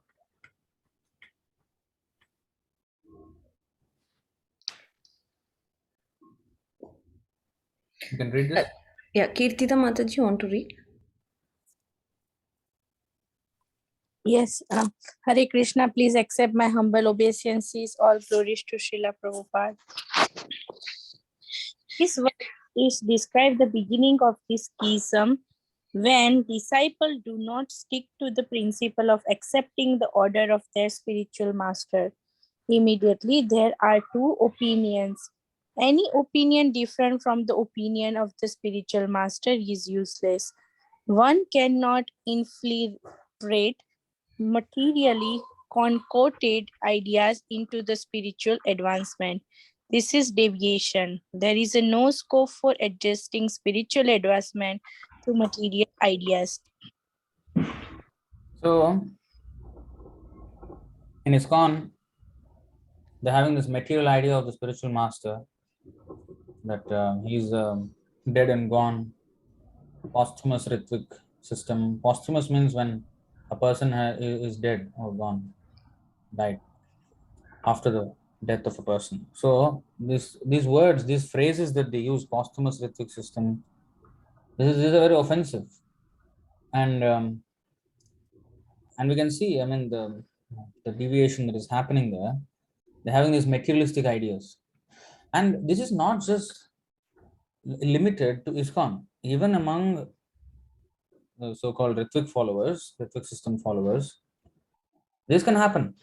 I can have a different opinion about Prabhupada's order, even though I may agree on the Ritvik initiations part, but I may disagree on something else that Prabhupada has said. For example, if Prabhupada said we should dress like Vaishnavas, we should have tilak, and if I disagree, that's and if Prabhupada was into straight and penetrating kind of preaching, he's not into this, new age, mumbo jumbo, some, all this. This is not Prabhupada's way of preaching at all. He was very straight and to the point. He was even, in fact, when he started the society in New York, International Society for Krishna Consciousness, some people suggested, why not God consciousness? People will understand God. Krishna, maybe people will not understand, and maybe it will not become popular, and became the most popular, movement in the world. Everywhere it was there, worldwide. So how did it happen? Straight preaching. And sometimes even among Ritviks or among ISKCON, there may be people who do not agree with these things. They think, oh, this is too fanatic. In fact, The other day, I'll just Nimanita Prabhu, he shared with me. He did not, I think, put it in the Krishna inspiration group, but just a second. Let me take that out. ISKCON, actually, I don't know if you can see this. I think it's I too can see it, blurred. but a little bit blurry. Yeah, It looks like it's one of it's made by one of the devotees, disciples of, I forgot his name. It's one of the. Oh, let's have a conversation. Let's have a conversation. Okay, yeah, we can see it now. you see, in 1972, that is Prabhupada's time, huh? Let's Hmm. have a conversion, and all the devotees are like distributing books, and people are like, no, no, no, I don't want it. And we are chanting Hare Krishna loudly, people are getting disturbed. And Hmm. we are actually a nuisance to the society. And in 2022, let's have, instead of a conversion, a conversation. And Yeah. everybody is sitting together, Mayavadis and devotees, non-devotees and devotees, chit-chatting, and doing some bhajans together, and then nobody learning anything. So they think it is a progression in the last 50 years, 1972 to 2022. This is the kind of preaching they're doing now. They're saying, oh, now we are having a conversation. Like, who's that? I think, no, who's that? Krishna West? Yeah, I agree. Uh, Hridayananda Yeah. Goswami. So he said, instead of, singing with the drums on the street and, scaring everybody out, um, and being in your own universe and they're in their own universe, there's no connect. We should have a conversation, and we should be inviting. If we wear our dhotis and all this, it will be a bit jarring for them. So we have to, like, make them comfortable first. We wear their clothes and, have a conversation in their terms. This is all rubbish. You have to simply repeat what Prabhupada said. This is the exact thing that spoiled the movement. You know how Krishna said, what is that, 4:1? Imam vivasvate yogam proktavanaham avyayam vivasvanmana vepraham manu ikshvakave bravit. What I spoke to sun god, he repeated that to, Manu, and Manu to Ikshvaku. And like that, it was coming down. Evam parampara praptam imam rajarsho viduhu sakaleneha mahata yogo nashtah parantapa. In the due course of time, it was lost. How it was lost? Somebody changed like this. Some clever, what is it? Smart Alec. He came and then changed. Oh, no, no. I think, whatever Krishna spoke, that was, I think, too old fashioned. Now, that is 1970s. Now, the 21st century. We are in the third decade of the 21st century. We have to change. So, the sun god, the millions of years ago, no? Now we have to change. Update. New update, as if it's a software. Bhagavad Gita is not a software. We don't need a software update every time. It's ever fresh. So this is how yoga nashta parantapa. And Krishna said everything was lost. Now I'm again reviving the same old science. Sa evadyam mayatedya yoga proktah puratanaha. That old puratana, old science I'm repeating again now. I'm not updating anything. Yoga prokta puratana, whatever I was told millions of years ago, that I'm repeating now. Sa eva adya. Today I'm repeating the same old. So that is the parampara. Straight. We don't need to think whether the person in front of us is being satisfied or not. Guru and Krishna is satisfied, and that way I have to say. Because Krishna is in the heart of that person also. So that person may ask whatever and say whatever he wants, but we have to preach and we have to be convinced about the real truth. And then we can preach. We can say the same. Like yesterday I was saying in the beginning of the class, I mentioned to Sham Prabhu. I went to the hospital. I was there with Prabhu until night, until he went to sleep. Then, before that, he was having this conversation. So he's having his bed here, and there's another bed and another patient, all heart patients there, all after operation, they're there for recovery. So some gentleman came to visit him, a friend of his. So, Indian. Now, as you know, with any Prabhupada's conversation with Indians, usually it ends up in an argument because the Indian always thinks he knows a lot, better than anybody else. So, this Indian also was like that similarly. And then Prabhu was in his condition, when he's speaking, his voice doesn't even come out so strongly now after the operation. because it's all opened up and it takes some time to heal, so he can't project his voice so much. But even though that is the case, he is fighting with the person, arguing and defeated the person, and he opens the verse on his phone, asks me to give the devotees there to pass the phone to the person, ask him to read this verse. He said, I am a lawyer, I can understand Bhagavad Gita. If I read, I will understand, no problem. Prabhu said, no, you're not going to understand it just because you're a lawyer. Then he took out CC Chaitanya Charitamrita Madhyalila chapter 24, text 313. Nabuddhya Nacha Tikaya. That is mentioned. I know the verse. I've seen the verse many times, but I do not remember the number also. He's so sharp. And okay, this is what happened. So he showed the verse. That verse says, I'll show you that verse actually. He just took it out like that. He's so sharp even in that condition. You see, this is the verse. Bhaktya Bhagavatam Grahya Nabuddhya Nacha Tikaya. So Lord Shiva says, I may know Shukadeva Goswami, the son of Vyasadeva may know, and Vyasadeva may know or may not know Srimad Bhagavatam.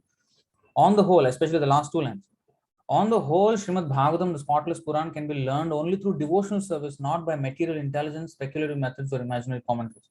Then immediately the man read this and said, oh, so what is devotional service?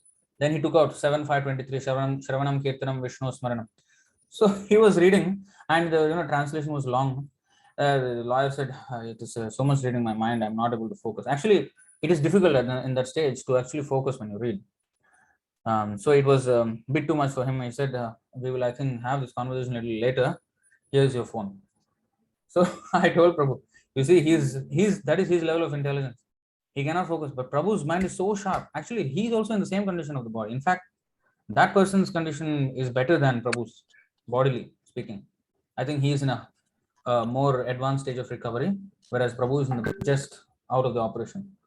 So even then, you see, Prabhu's mind was sharp. He did not fumble anything. It was so sharp. So that's our thing. We have to just be straight and to the point. Whether they like it or not doesn't matter. Who cares?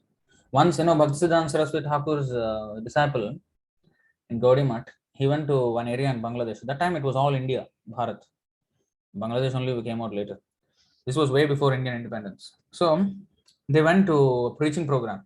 So there was a big talk, and then one of the disciples of Bhaktisiddhanta Saraswati Thakur, he was speaking.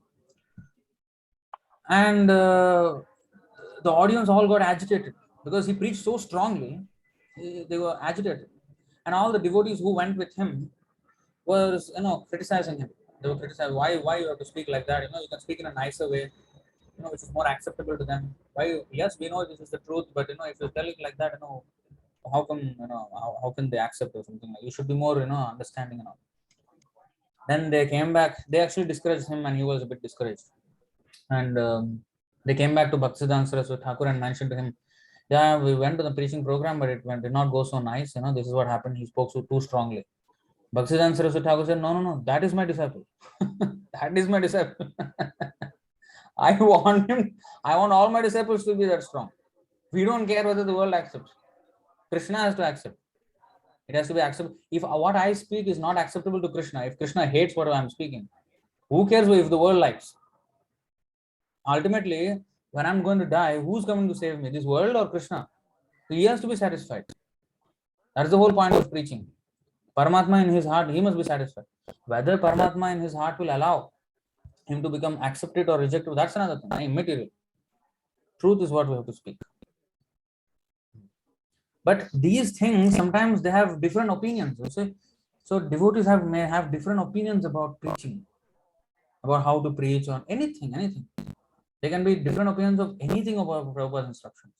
So then that kind of association becomes detrimental for our advancement. So we have to sajati yashayesnigdhe sadho sangas svatovare.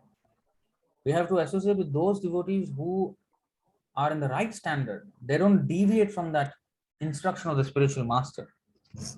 So actually, to be very honest, 11 o'clock, so another half an hour is all I can spend.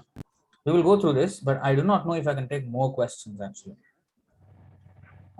Because we have a very important meeting about the temple project. We do not know still the temple project can happen or not. So it's the last two approvals that are there from the government. So regarding those things, if it all goes well, then in full force we can start that. But now it's a bit still, waiting for some approvals and all that. They asked for some revised submissions. So regarding that, we have some meeting at 11 o'clock, half an hour from now.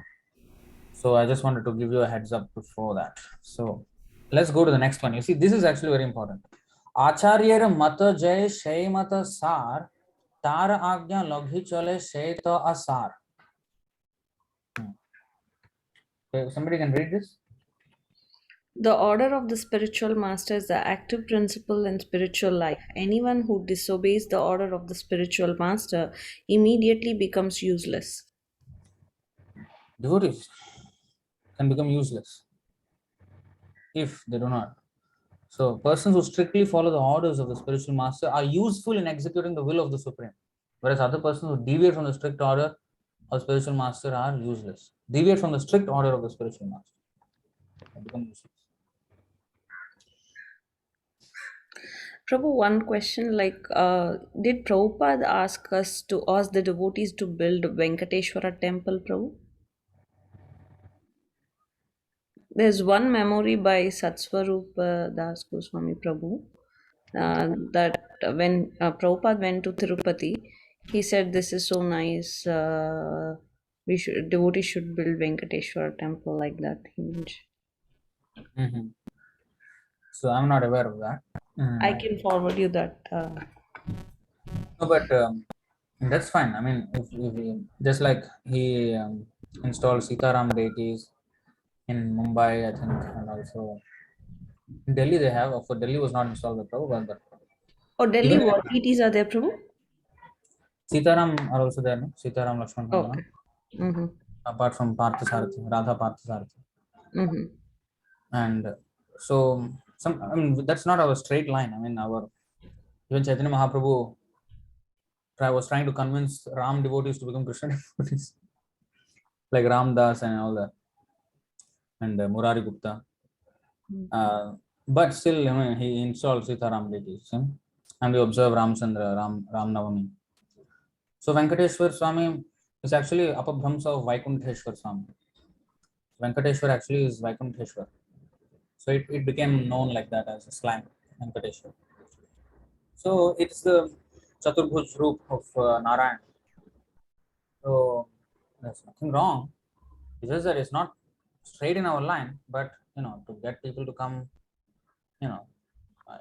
it's not completely against. But the thing is, such worship has to be in our way.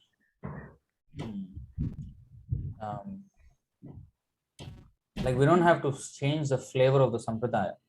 For example, Sita Ram, Lakshman, Hanuman are worshipped in South India also, according to Sri Vaishnav, method. And we have Sita Ram, Lakshman, Hanuman deities in a few temples in ISKCON. Now, they are not worshipped in that way as in the Sri Sampradaya. We're not against any Vaishnav Sampradaya, but we have a flavor of our Sampradaya, Chaitanya Mahaprabhu's flavor of Vaishnavism. So that thing has to be followed. Sometimes we have seen, I mean, as you know very well. So the flavor is being changed. Mm-hmm. All kinds of, even demigod worships are coming there now. Mm-hmm. Saraswati Puja I have seen in Hare Krishna movement, Guwahati temple.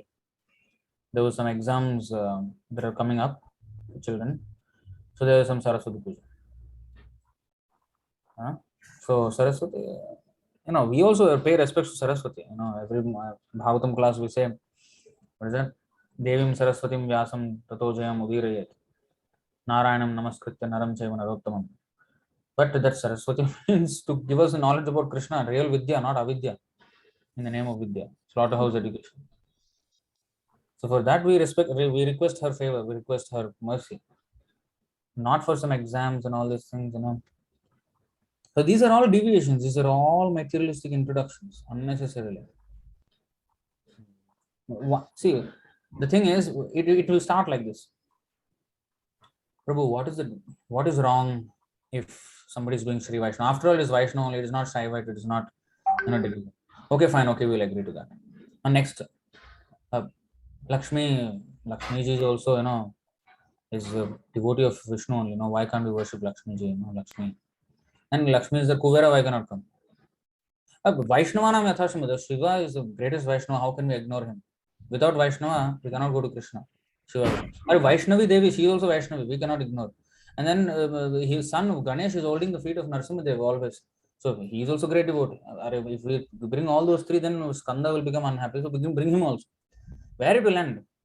One by one, where it will end? Yeah, it may be not such a big deviation, but eventually it will just go completely unrecognizable. Our movement will be unrecognizable in 1 to 200 years time if this goes on. It will look nothing like what Prabhupada gave us. True. And these changes happen over time. It doesn't happen one shot away, suddenly something else. Actually, it is happening quite fast in ISKCON. Gaur Gopal Das is speaking nonsense. That is totally, I don't know where it came from. So that kind of things are going on already. Not even 50 years properly in our movement since Prabhupada has left our physical association. We have left Prabhupada's physical association. Not even 50 years yet. And already we are at a hopeless state. Sri Sampradaya at least is running down how many centuries? Some relevant, so much semblance is there in what it is now and what it is then. Of course, the preaching has gone down. But it still looks at least like what Ramanujacharya gave, at least on the outside. I don't know. Some are there, strict followers, but ours is quickly changing, It's becoming anything you want.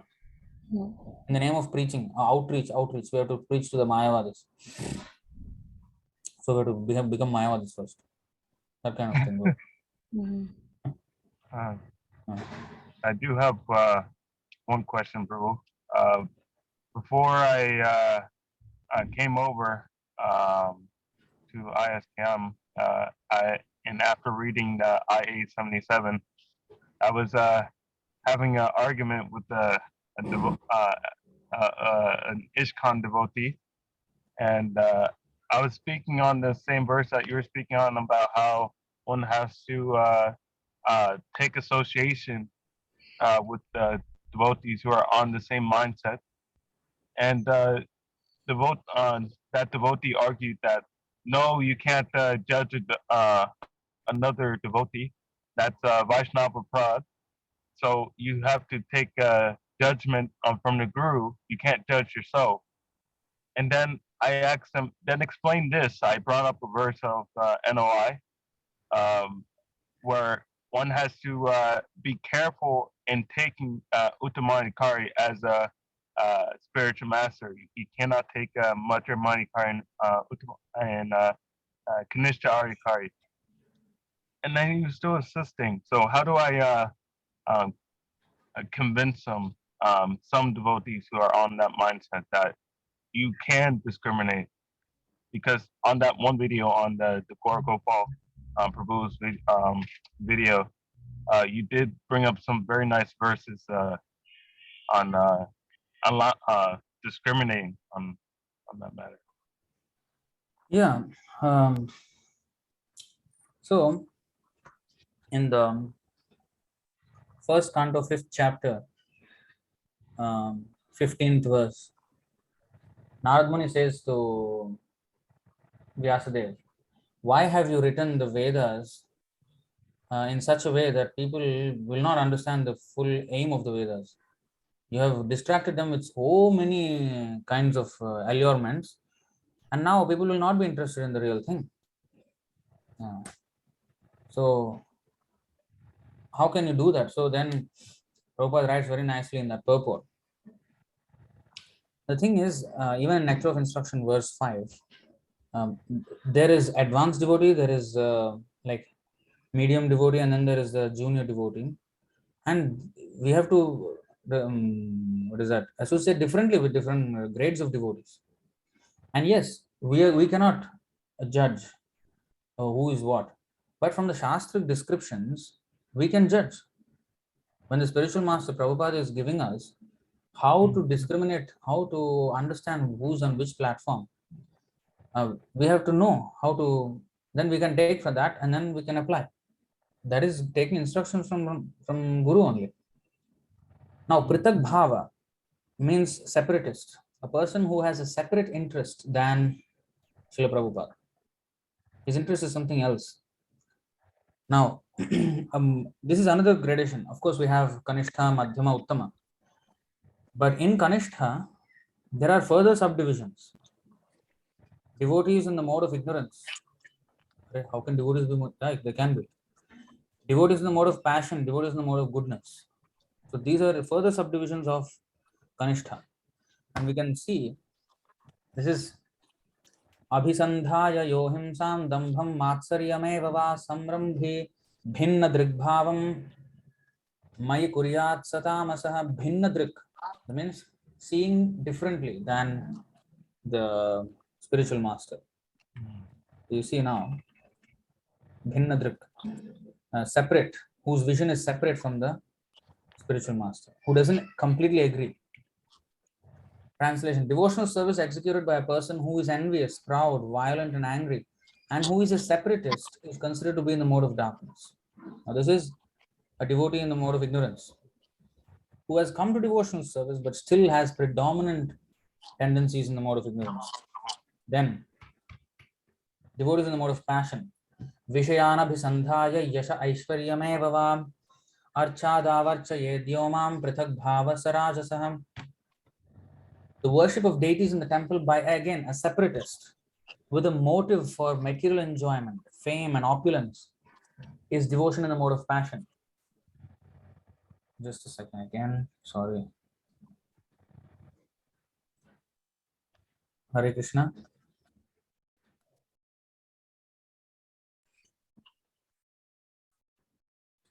So the worship of deities in the temple by a separatist with a motive for material enjoyment, fame, and opulence. So if I come to devotional service and I want fame and opulence, which the gurus want, thereafter this mode of passion. And then, and actually, they're guru drohis. I mean, at least a third class devotee. He's trying to advance to second class. He is the sincere one who is rising up. But I can go down also.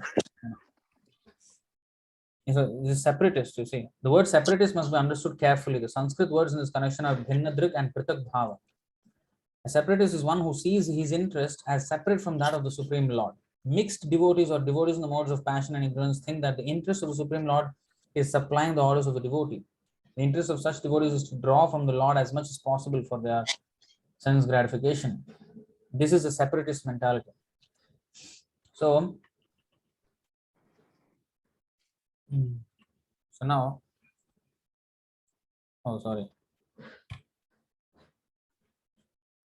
329.10. This is devotional service in the mode of goodness, and this is also pritak bhava. This is also separatist, although it is in the mode of goodness. Say karma nirhara muddishya parasminva tadarpanam yajed yashtavyam itiva pritak bhava sasatvikah. Why this is? When a devotee worships the Supreme Personality of Godhead and offers the results of his activities in order to free himself from the inebrities of fruitive activities, his devotion is in the mode of goodness. So his purpose of engaging in devotional service is to become moksha, I mean, is to become liberated. It's not exactly to serve the Lord. That is still, although it is better than passion and ignorance, it's still not pure. The pure devotional service, who is not Prithak Bhava, who is actually in complete union or agreement with Krishna, is this. Madguna Shruti Matrena Mayi Sarvaguhashaye Manogatira Vichinna Yatha Gangam Bhasom Budho Lakshanam Bhakti Yogasya Nirgunasya Udahritam Ahaitukyavya Vahita Ya Bhakti Purushottame. The manifestation of unadulterated devotional service is exhibited when one's mind is at once attracted to hearing the transcendental name and qualities of the Supreme Personality of Godhead, who is residing in everyone's heart. Just as the waters of the Ganges flows naturally down towards the ocean, such devotional ecstasy, uninterrupted by any material condition, flows towards the Supreme Lord. So, this flowing of the devotion to the Supreme Lord uninterruptedly can only happen when we satisfy the spiritual master. His instruction is at very crux. It's at the crossroads of our spiritual life. If we accept it, then we'll go forward. Otherwise, we're going to just go backward, everywhere else but forward. That is the crux of the whole issue. So we have to associate with not just, oh, not ISKCON, I have to be Ritvik. Among the Ritviks also, I'm telling you, so many have their own concoctions about Prabhupada's movement. So many. And we have come across so many in all the countries we have gone. Seeming, this, I think, where is it mentioned? Yeah, in the Nectar of Instruction, verse 5 itself, in the purport. It is said that we cannot imitate the behavior of a Mahabhagavat, because a Mahabhagavat sees everyone as equal and he considers himself the lowest and everybody as a great devotee. We, being a third class devotee, we cannot imitate that, trying to see everybody equal. And I'll show you this thing, very, very nice instruction from Madhvacharya.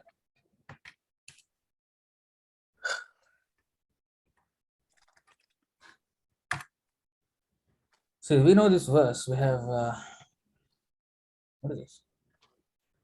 Oh. Okay.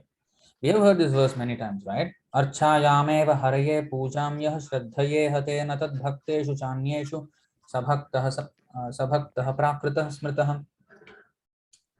A devotee who faithfully engages in the worship of the deity in the temple but does not behave properly toward other devotees or people in general is called prakrita bhakta, a materialistic devotee, and is considered to be in the lowest position.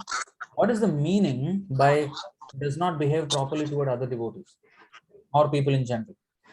It's not just that he fights with everybody. No.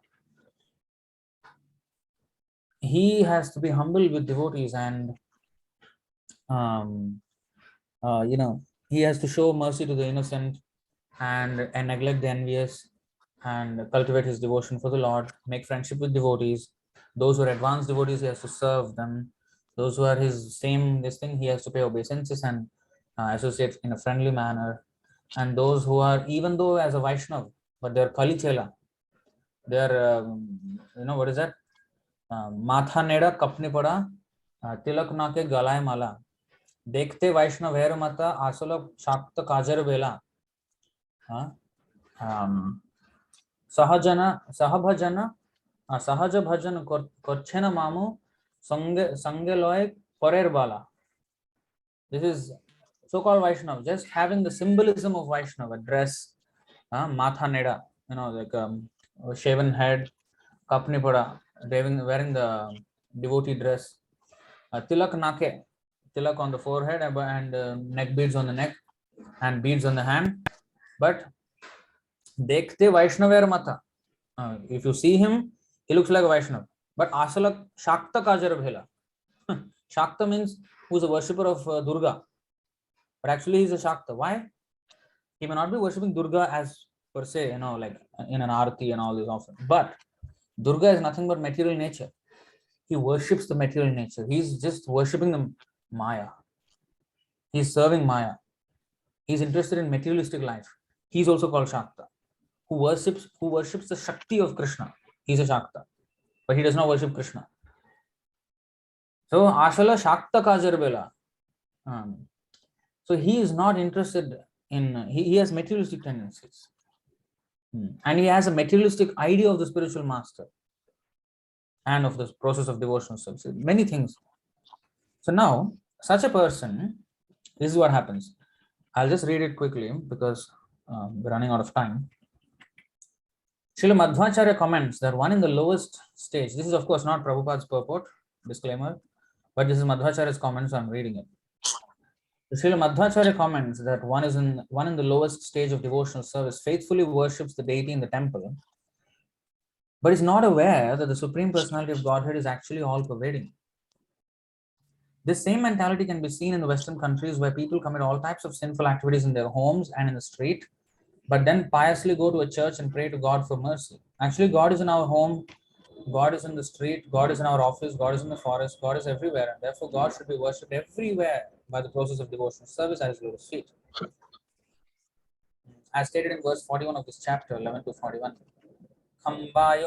खम्बायुमग्निं सलिलं महिं च ज्योतिंसि सत्त्वानि दिशो द्रुमादीन् सरित्समुद्रांश्च हरे शरीरं यत्किं च भूतं प्रणमेदनन्यः. A devotee should not see anything as being separate from the Supreme Personality of Godhead Krishna. Ether, fire, air, water, earth, the sun, and the other luminaries, all living beings, the directions, trees, and other plants, the rivers and oceans, whatever a devotee experiences, he should consider to be an expansion of Krishna. Thus, seeing everything that exists within creation as the body of the Supreme Lord, Hari, the devotee should offer his sincere respects to the entire expansion of the Lord's body. This is the vision of the Mahabhagavat devotee of the Lord. Now, Srila Madhvacharya states that a Madhyama Adhikari, a devotee in the intermediate stage, sees the Supreme Personality of Godhead as the cause of all causes and therefore offers his love to the Lord. This is the second class. Such a devotee is a sincere friend of other devotees, is merciful to the ignorant, and avoids the atheists. Nonetheless, Tadvashatvam na janati sarvasya jagatopitu. His realization of the all-pervading feature of the Supreme Lord is imperfect. Although he does have a general sense that everyone is ultimately meant to be a devotee of the Supreme Lord, and he tries to use everything in the service of Krishna, aware that everything belongs to the Lord, he may be bewildered by association with theistic men. Sri Madhvacharya states, Archayam eva samsthitam Vishnum gyatva tadanyatra naiva janati yahapuman.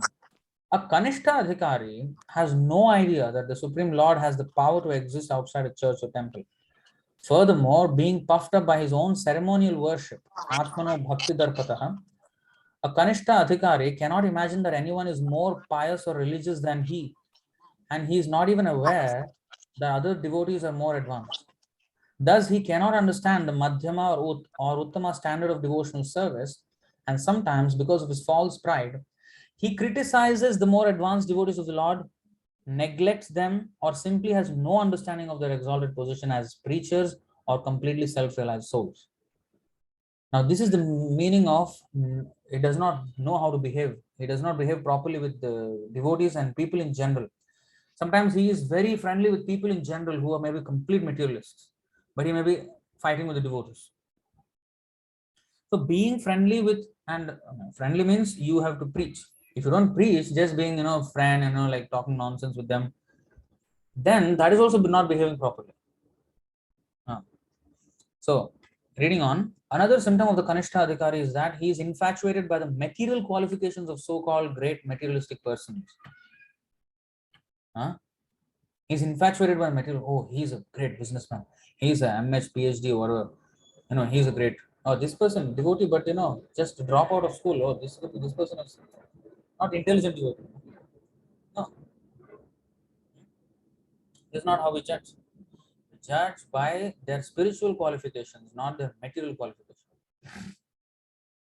Having a bodily concept of life himself, he is attracted by material opulence, and thus minimizes the position of the Supreme Lord Vishnu. And this is how the so-called Mayavadi preaching, let's have a conversation, not a conversion. This kind of thing comes because of this. He is attracted by material opulence and thus minimizes the position of the Supreme Lord Vishnu. Such a Kanishta Adhikari, therefore, is disturbed if a second-class devotee criticizes the non-devotees of the Lord. He is disturbed at the sight of a second-class preacher, second-class devotee, a preacher, when he is criticizing the non-devotees in the name of compassion or kindness. Now, kindness is a good thing, but when he shows kindness to a person or compassion to a person who was chastised by a proper Vaishnava and says that, oh, sorry that the devotee spoke like this, he is an idiot actually, you are very nice, what you are doing is perfectly all right.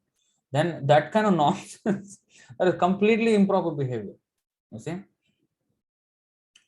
So, is disturbed if a second-class devotee criticizes the non-devotees of the Lord. In the name of compassion or kindness, a Kanishta Adhikari approves of the non-devotional activities of such materialistic men. Because the Kanishta Adhikari is ignorant of the higher realms of devotional service and the unlimited transcendental bliss of Krishna consciousness, he sees devotional service merely as the religious aspect of life, but thinks that life has many enjoyable and worthwhile non-devotional aspects also. See? It's like basically you have a thali. You know what a thali is? An Indian person would know. If you go to Indian system of lunch, you will have a big thali. Thali means plate. You will have rice in the middle, and then you have maybe a chapati, a couple of chapatis, and then so many sabjis and chutneys and all these things. All those are side dish. That's all together called a thali. Now, in the thali of life, Krishna consciousness is just but one chutney, that one side dish there. But there are also other nice, palatable sweets and everything. This chutney is a bitter one, because not so enjoyable. I have to chant, I have to wake up early, but these movies, these are very good. This gossip, everything is very good. Those are actually sweets in the thali. And main course of life is work. Work is worship. Morning to night, work and family. Family is just like in the rice you mix dal. That is also part of the main thing. Family and work. This is the main thing. Others are all side dish. You can do wherever you want. When you have time. That's the Kanishta Adhikari. Chutney business. It is not Krishna consciousness. It is a society of chutney consciousness. So worthwhile non-devotional aspects. Therefore, he becomes angry when second-class devotees who are experiencing that Krishna is everything criticize the non-devotees or even the pseudo-devotees. He gets angry. But you see, Prabhupada, he simply said, my God brothers, all of them are useless. None of them is qualified to become Guru. He is criticizing his God brothers. They are also Vaishnava. How can he say like that? He can say because they are useless. They went against the order of the spiritual master. It must be told. It is not nice to say, but truth must be told, however bitter. So Madhvacharya says that such a person, because of his rudimentary faith in Krishna, basic faith in Krishna, is considered a devotee, but he is bhakta adhama, a devotee on the lowest standard. If such materialistic devotees follow the rules and regulations of deity worship, they will gradually be elevated to a higher standard and eventually become pure devotees of the Lord, unless they commit offenses against other devotees, in which case their advancement will be checked. Srila Madhvacharya states, Tad bhaktanam upekshakaha kuryur vishnavapi dvesham. Those who neglect or show indifference to the devotees of the Lord are to be considered offenders at the lotus feet of Krishna. We have to be indifferent to atheists, not to complete theists who are actual proper devotees, although they may criticize other non-devotees. Similarly, those who disrespect the demigods will become bereft of the devotional service and be forced to rotate again and again within samsara cycle of birth and death. Pujya devas tatah sada. So anyway, this whole thing is there. You can go and read, but this is the idea of this whole thing. Thanks, bro. I'm so sorry. I think there is some question. What is the exact meaning of the lotus feet? In many places, Lord Krishna eyes are referred to as lotus eyes also. So I'll just be as brief as possible. Kamalaksha, many Padmaksha, so many Kamalalochana. So his eyes are like the blooming petals of a lotus. The petals of a lotus are very wide and like that. So the eyes are like that. Like Durga Devi is also called Meenakshi. Meenakshi means whose eyes are like the fish. A fish shape of eyes is actually very, very beautiful. So like that. I mean, Kamala Lochana means the petals of a lotus are so wide, so wide open, very big eyes, very beautiful eyes. So that's the thing. And lotus feet. Now, as soft as a lotus, and it is blessed. And the toes of the Lord are just like the petals of a lotus. So everything, Namah Pankajanabhaya, Namah Pankajamalane, Namah Pankajanetra, Namaste Pankajanghraya.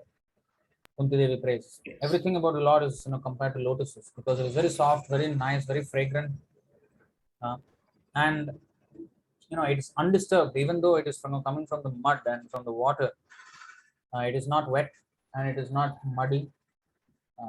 So even though the Lord may come into this material world, He is always aloof. Many things, and especially the beauty of the lotus flower. Everything is compared to that. Therefore, I think that's all the time I can spend with you all. Thank you very much for your time. I'm sorry if I have not answered something to standard because Prabhu standard is somewhere else. I just can say whatever I know. What is that? I think there is a verse, no? Let me try to take that out.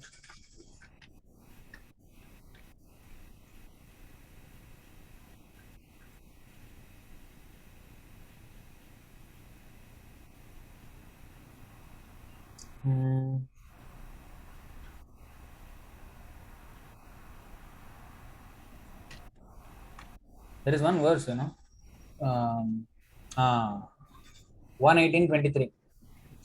अहं हि पृष्टोर्यमनो भवद्भिर् आचक्ष आत्मावगमोऽत्र यावान् नभः पतन्त्यात्मसमं पतत्रिणस् तथा समं विष्णुगतिं विपश्चितः. O rishis who are as powerfully pure as the sun, I shall try to describe to you the transcendental pastimes of Vishnu, as far as my knowledge allows. As the birds fly in the sky as far as their capacity allows, so do the learned devotees describe the Lord as far as their realization allows. My realization is very low. I'm a low flying bird, hitting the ground at any moment. So I can only tell That shows your humbleness, and you are the student of Sundar Gopal Prabhu. What can we expect from you there? Tell me. Thank you so much, Prabhu. Thank you Thank so you. much for your kind association. Thank you for all your association. That's beautiful, very well detailed explanations for all the questions, Prabhu. Thank you, Prabhu. Really I just relished tried your association. We are blessed to have. Thank you everyone for the opportunity. Dandavat pranams, Thank Prabhu. you, Please Prabhu. accept all Yeah, the thank blessings. All the Thank- blessings, Srila Prabhupada. Hare Krishna. Hare Krishna. Hare Krishna. Thank you so much, Prabhu. It's very enlightening lecture. We heard so much, like I heard so many lectures, but it's my first time this personal association. I really like very enlightening, and my question. That's why I ask first question so that you can detail answer. So very nice, Prabhu. Thank you so much. Thank you so much. All very much. Mataji. Hare Krishna. Please accept my humble obeisances. All glories to Shloka Prabhupada. Hare Krishna. All praise Prabhupada. My humble obeisances, all glories to Srila Prabhupada. All praise Prabhupada.